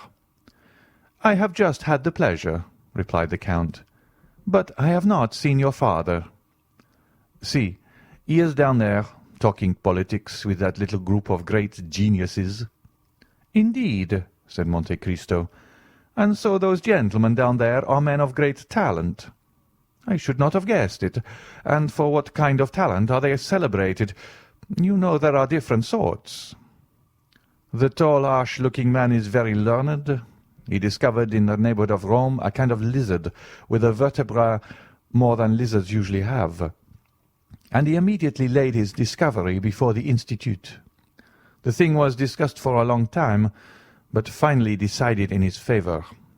I can assure you the vertebra made a great noise in the learned world, and the gentleman, who was only a knight of the Legion of Honour, was made an officer." "Come," said Monte Cristo, "this cross seems to me to be wisely awarded. I suppose, had he found another additional vertebra, they would have made him a commander." "Very likely," said Albert. "And who can that person be who has taken it in his head to wrap himself up in a blue coat embroidered with green?" "Oh, that coat is not his own. It is the Republic's which deputed David to devise a uniform for the academicians." "Indeed," said Monte Cristo. "So this gentleman is an academician?" "Within the last week he has been made one of the learned assembly." "And what is his special talent?" "His talent, I believe he thrusts pins through the heads of rabbits. He makes fowls eat madder and punches the spinal marrow out of dogs with whalebone." "And he is made a member of the Academy of Sciences for this?" "No, of the French Academy." "But what has the French Academy to do with all this?" "I was going to tell you. It seems—" "That his experiments have very considerably advanced the cause of science, doubtless." "No, that his style of writing is very good." "This must be very flattering to the feelings of the rabbits, into whose heads he has thrust pins, to the fowls whose bones he has dyed red, and to the dogs whose spinal marrow he has punched out." Albert laughed. "And the other one?" demanded the Count. "That one?" "Yes, the third." "The one in the dark blue coat?" "Yes." "He is a colleague of the Count, and one of the most active opponents to the idea of providing the Chamber of Peers with a uniform. He was very successful upon that question.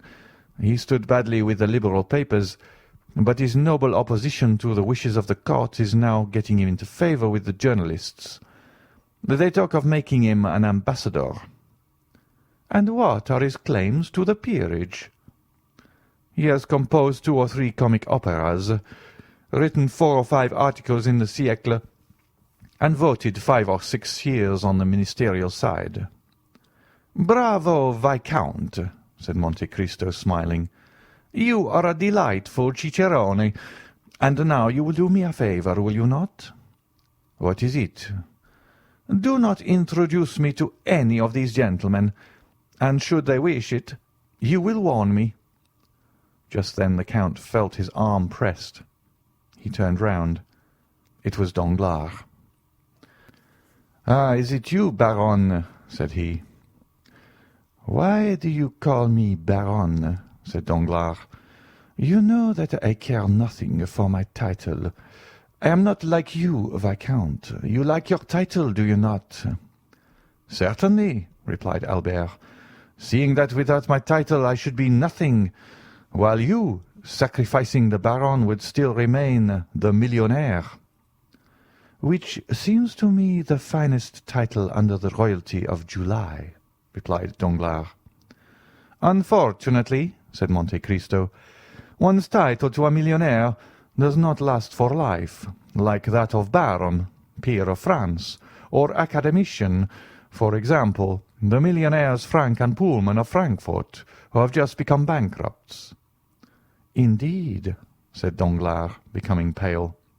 "Yes, I received the news this evening by a courier. I had about 1 million in their hands, but, warned in time, I withdrew it a month ago."